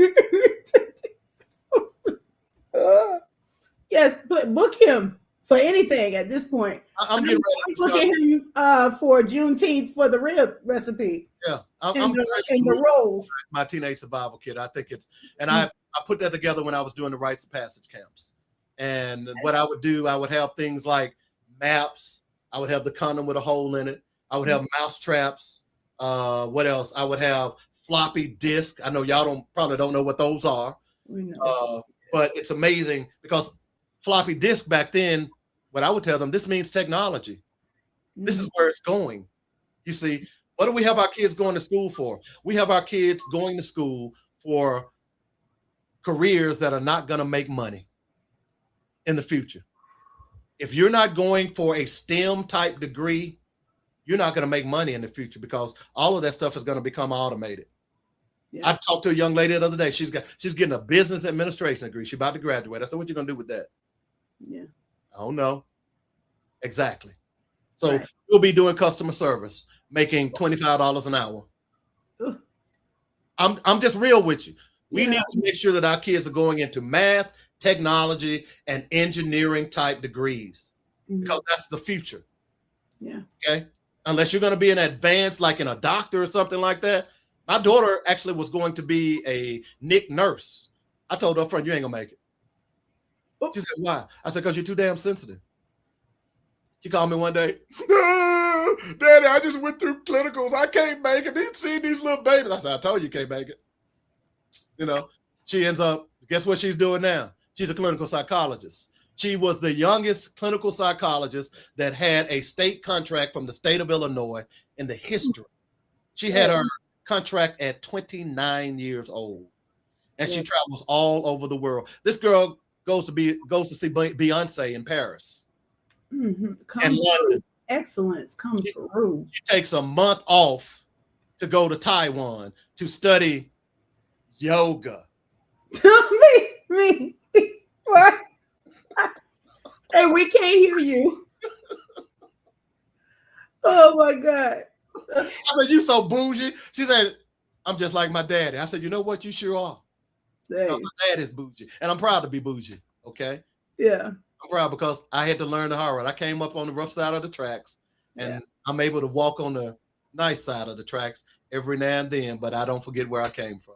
Yeah. That's why when you look at my Facebook, that's why I got all them damn friends. I don't even know half of them. I was going through them the other day. Who is this? I had to go and look at their profiles. Wait a minute. I don't even know this person. Some woman text me, sent me a instant message saying, Dave, I remember eating your cooking back in the day. I showed that to my wife. I said, I don't even know who this woman is.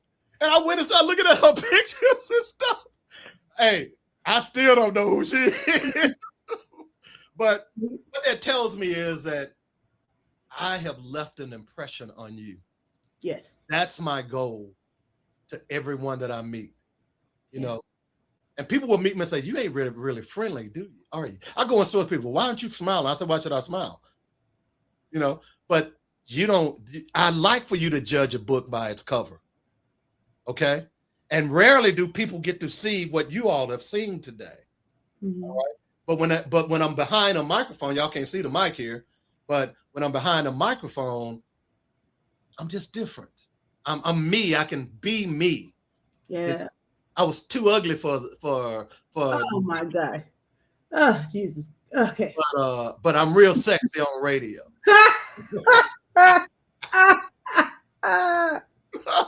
Okay. All right. I'm sorry. I know y'all gotta go. This has been so much fun. Yes. I look forward to talking to you guys. Oh, 100%. We're definitely staying connected. The book, talk about the book. Obviously, I'm trying to make money. I'm not necessarily trying to make money, but that's my employment right now. Right. Please spread the word. I think they'll like it a lot. And there are others coming here real soon. So, oh my God, we can't wait. We're super excited to see it. Definitely keep us connected. Definitely keep us posted. We want it all. We want all the updates. As I like to say, people say, well, what is the book about? I say, fathers. I said, fight or flight, a father's dilemma. What would you? Yeah. Think about that. That's what this book answers. Oof. Yeah. Okay. All right, I'm ready. All right. Make sure you pay attention to the chapter with Lewis Duncan Jones. It's gonna make you cry. Oh my gosh. It is. I don't know how many more surprises I can take after this. I don't know. Y'all got no idea.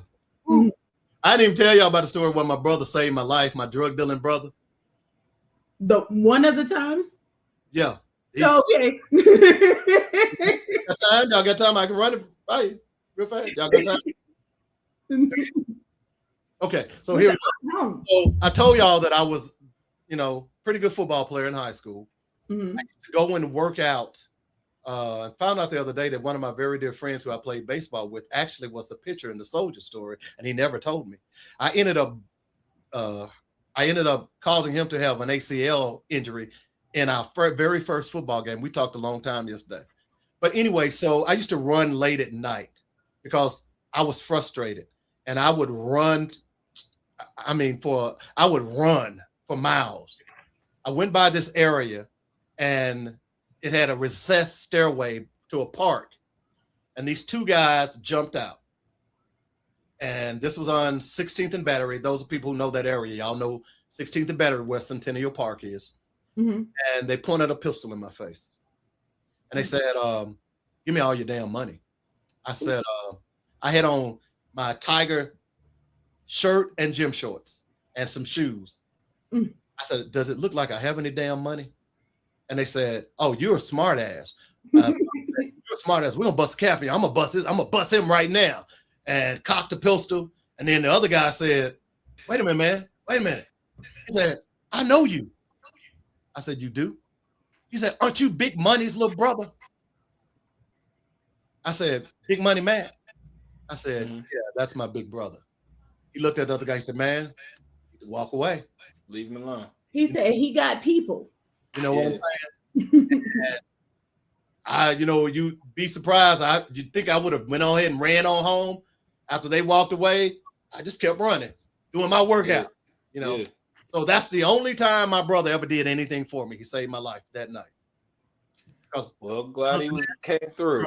Yeah. Yeah. Wow. Woo, well, autobiography is coming. It's coming. Yeah, we all ears, we all eyes. It's because it's gonna have to be a movie too. But that's gonna be a whole nother pod. That's gonna be a whole nother discussion. I'm actually trying to get The Pain of Vengeance into a movie. Okay, please do. I've gotten a screenplay. I sent it to a friend. She said it was terrible. She said, Dave, you're gonna get mad at me, but I'm gonna tell you. She did say, for someone who's never written a screenplay, because I wrote the screenplay 20 years ago. Yeah. For someone who's never written a screenplay, it's the first time she said it's actually really good. She said you can actually make a series out of this.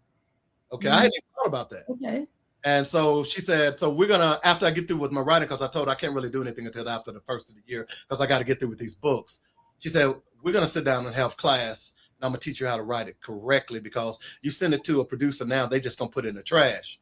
Yeah. And so then she's told me, she said, well, I'm getting ready to start a nonprofit.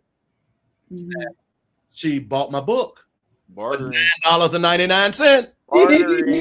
And then I told her, I said, I tell you what. I said, I don't have time to do what I need to do right now as it relates to the screenplay. I said, let's swap some services. Yeah. Whatever you're going to charge me for helping me write my screenplay, we'll write it off and I'll help you build your nonprofit. That's what we ought to be doing. Yes. You get that, right? Yes. So she's going to empower me and I'm going to empower her. And together we are going to grow. Yeah. Woo! There it is. I feel like I'm preaching again. I'm sorry. There it is. It's all good. We heard about everybody. We heard about your brother even. That means you shared a lot. And we love it. We love it because you're here. We needed you here for this story. So keep being here. Keep doing what you're doing. Yeah. Everybody at home, make sure y'all tune in on YouTube. Tune in on all podcast platforms. We'll have this episode up tomorrow on audio. So when you're at work, when you're running the streets at 3 a.m., you can listen to this episode and hopefully money helps you out too. was gonna say. And it's been an absolute pleasure though. And please keep doing what you're doing. You need all your flowers. Yes. You need all the love. It's still G Baby's world, but you know, I'm glad you're living in it. Yeah. You and me both. Because whenever I get down now, you know, I got that digital picture frame. Yeah. And you know, when she comes over, there are other pictures in there. She'll scroll past those pictures and start looking at herself.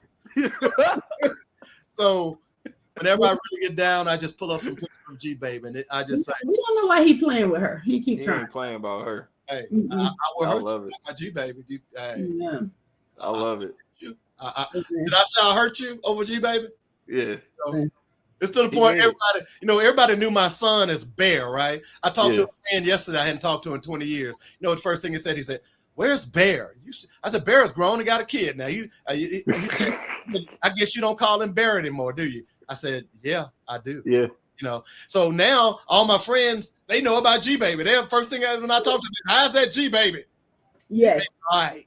Okay. How do we send her gifts? Who do we send it to? Oh, just give it all to me. Give it all to me. And I'll make sure G Baby gets it. Okay?